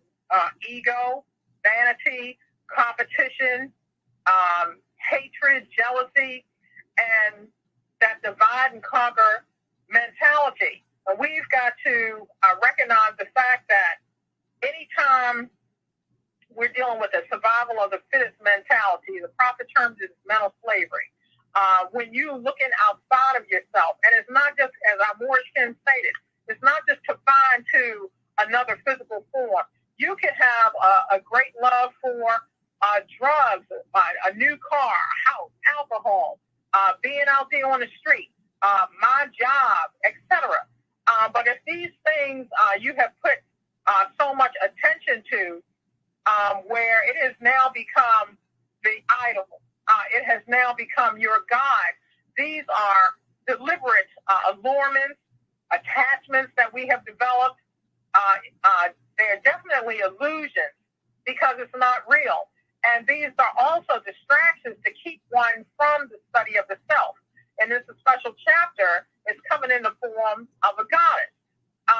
When we look at the fact of anytime our mindset and say, oh, I love this person because he's got beautiful eyes, or the sun rises and sets with this special person. But yet, if we run into a situation in which you're anticipating one thing, they don't comply, now you're getting angry, now you're getting upset. all kinds of negative passions and emotions are coming in. Nothing outside of the self should have that kind of control and dictate, because we're dealing with self-mastery. And these things, the prophet has pointed out, are illusions, and it is up to us to be able to conquer and master these things. When we look in reference to love divine, love divine is something that has no beginning, no end. It's an attribute of our Creator, our Father God Allah, as is truth, peace, freedom, and justice. And this is something that is natural to us as a people. With love divine, the prophet lets us know that we are to be a friend to mankind. We're to demonstrate that Moorish love. And we're not speaking about looking for or dealing with a Moorish dating game. We're not speaking about looking outside of the self, because of our other intent or agendas. We're dealing with recognizing the fact that our condition can be better. And the other aspect that really struck a chord with me is in reference to brothers finding their divine purpose in life, as sisters finding their divine purpose in life. And when it comes down to a brother singing his song and taking her home to his house, that's establishing the foundation of what his life is being spent to build in reference to the uplifting of fallen humanity. And if you're speaking about a Moorish family, that has to fall in line with the sister's thought pattern as well. That way you can raise up the children with two even pillars. So the prophet encourages us to fix not suddenly. He also lets us know that we've got to check out our intent within ourselves, intent of those things and thought patterns around us. When you are able to stand firm on your square in reference to love, truth, peace, freedom, and justice, and no matter what, nothing outside of the self can generate reaction or dealing with provocation. They may be upset, things of that nature. And this is what we are striving to demonstrate. So we were created as divine beings, pivoting about love, truth, peace, freedom, and justice, being able to assist our prophet in the uplifting of fallen humanity. So this has just been a grand class, and these are lessons and tests that each and every one of us have got to go through in order to deal with conquering that lower aspect of ourselves. So gratitude more for calling me forth. Much peace and love to our Moorish kin. Our chairman's on location as well. Islam and gratitude, Islamism without the schism. This is a powerful demonstration. And that's a grand measure, Grand National Secretary of the State. We learned that this demonstration ain't just confined to the manifest. This particular love in the carnal aspect go in many different directions. That's exactly what we were talking about. So without further ado and delay, let us call forth our Grand National Chairman, Dr. Akinakton Pert M. Heru, Tutankhamun Bey, to the manifest. And we thank you, Chairman, for putting the love in the chapter. Islam, Grand Man, what have you to say? More Islam, love divine all the time. That's what I gotta say. Islam. Everybody give praise to Allah and honor the Prophet Noble Ali. So much honor to Noble Ali for being the master adept, prophet, and angel of Allah that he is and always has been and always will be. And saving us as a nation of people with our own government, our own history, and everything it takes to save us as a nation of people. And this is one of the greatest things. In fact, it is the greatest thing that's ever happened in my life. The fact that when I became conscious of the fact that me and Allah are one, it don't get no better than that. And the thing about it is that we have a tendency to make comparison, and there is no comparison on divinity. Once you on a divine level as a God, what is there you compare yourself with? It ain't that. carnal nature and get into divinity. That's why the topic is really called Love Divine. And that's the key. Love divine. Because unless love is divine, it ain't no love. It's not complicated. That carnal love, no. You love a pair of socks, you know. you may love electricity. Ain't no telling what you may love on that carnal level. But when it comes to love divine, that's dealing with your God nature. That's dealing with your total capacity. And that's one of the reasons why when I did a special chapter called Ali Takes the Sixth Adab Degree, I put it in such a measure where that you can see divine love everywhere, love divine all over the place, just highlighted. And the reason why it's done that way is because I want you to be able to constantly keep a measurement from that carnal nature. Baby, I love you, da, da, da, da. And you do that on the carnal nature that you get away from love divine. You get away from being a God. You get away from the divinity of your nature. And that's who you are. So it's a wonderful thing, wonderful package to have it as such a heavenly host in nature. We are so blessed that Allah ordained our prophet to us. He raised him from amongst us as our leader. And now we have our own flag. We got our own Grand National Seal and emblem. We got everything to remind us of our divine nature, including our divine constitution and bylaws of Morris America. Woo! It don't get no better than that. I mean, ooh, it's just a wonderful thing more so. And the thing about it is, when it says that, you know, I love you, you ain't saying that with no feeling. That it's got limitations.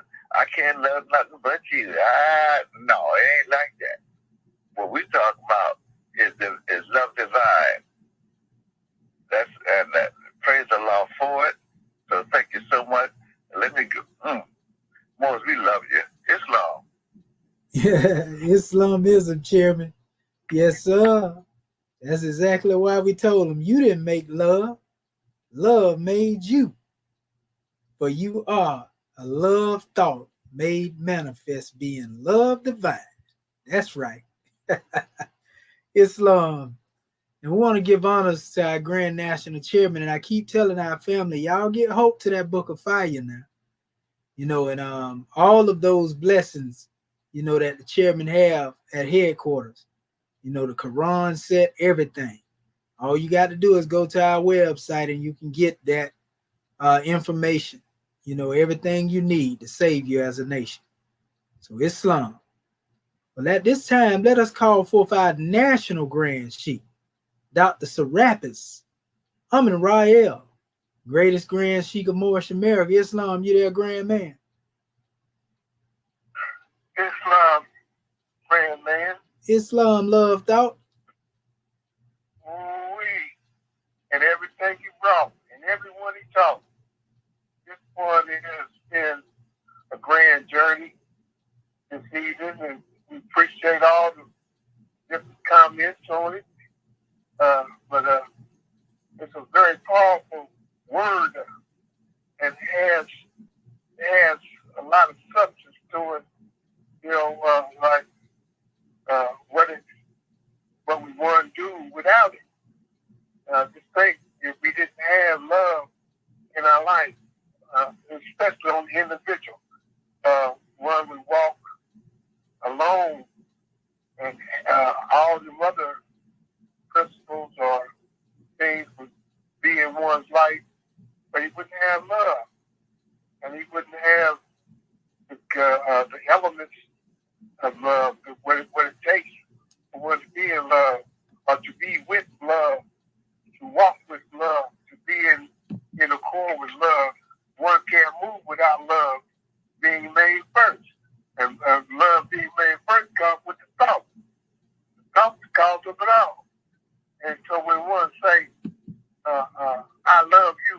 where you coming from? A carnal perspective or from a divine perspective? Well, we know that Amor is moving in the sands of a divine perspective because he knows about his Father God Allah, and he knows about the covenant that he had entered into, and he's aware of that covenant. Honor thy father and thy mother, that thy days may be long upon the earth land, to which thy Lord thy God Allah has given thee.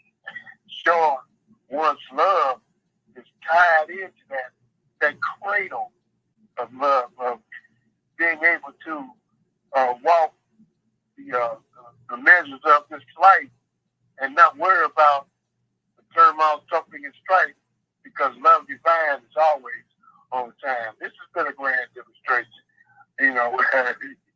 You always putting it out there, Sheik, and we sure appreciate you for what you do. Praise the Lord. Long live Morris America. January 15, 1929. A warning from the prophet who had all me. Everybody form on. They must be all radical, agitating speeches while they're working on the streets. We are for peace and not destruction. Stop passing your cars to Europeans to cause confusion. Remember, your car is for your salvation. Failure to obey these orders will be a severe consequence. We offer love, truth, peace, freedom, and justice. And when these principles are violated, justice then must take its course. Any citizen, a group of citizens, who hold religious feelings toward the government or the prophet of violating the divine covenant of the Moorish movement will receive their reward from Allah for their unjust deeds. All true Moors will and must obey the laws laid out to them by the prophet. If they lose confidence in the prophet, they should tell them their card and brother. He's running, tell them the affairs and turn to the state where the prophet found you. This is a holy divine movement founded by the prophet. No, but you are leaders. The prophet is not right. The government is not right. The prophet, therefore, is sending out the divine plea to all Moorish Americans that they do their part in protecting the prophet and the government. This is an everlasting movement founded by the prophet through the will of Allah to redeem his people from their sinful ways. By all the prophets, no, but you are leaders. This divine warning is the supreme laws now, and will be enforced by the same government hereby. Islam, Islam, Islam. A holy covenant of the Asiatic nation, and ye are the children of one father, provided for by his care, and the rest of one mother has given you son, and the bonds of affection therefore unite thee with thy brothers of peace and happiness, and dwell in thy father's house. And when you separate in the world, remember the relation that binds you to love and unity, and prefer not a stranger for thy own blood. If thy brother's university assist you, if thy sister's in trouble, forsake her not. So shall the fortunes of our Father contribute to the support of his whole race, and his care be continued to you all in your love to each other. Islam, Islam, Islam. Long live Moorish America. What love got to do with everything? Islam. Islamism. And we give honors to you, Sheik, for everything it is that you do. Long live Moorish America. Yes, sir.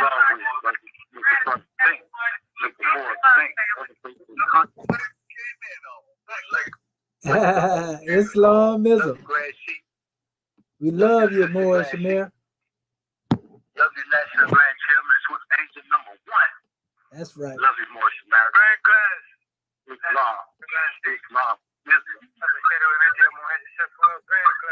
Islam. We love you, Moors. And with our powers combined, love power, we can save the planet. Peace and love, Moors. See you tomorrow in Sunday school. Peace and love.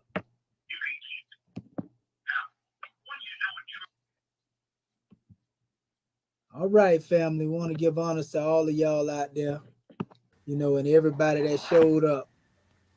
So gratitude to your family, and keep tuning in. Keep tuning in. The best is yet to come. Grand class, National Assistant Grand Chief. Yes, sir. Gratitude to yourself as well, Consul General.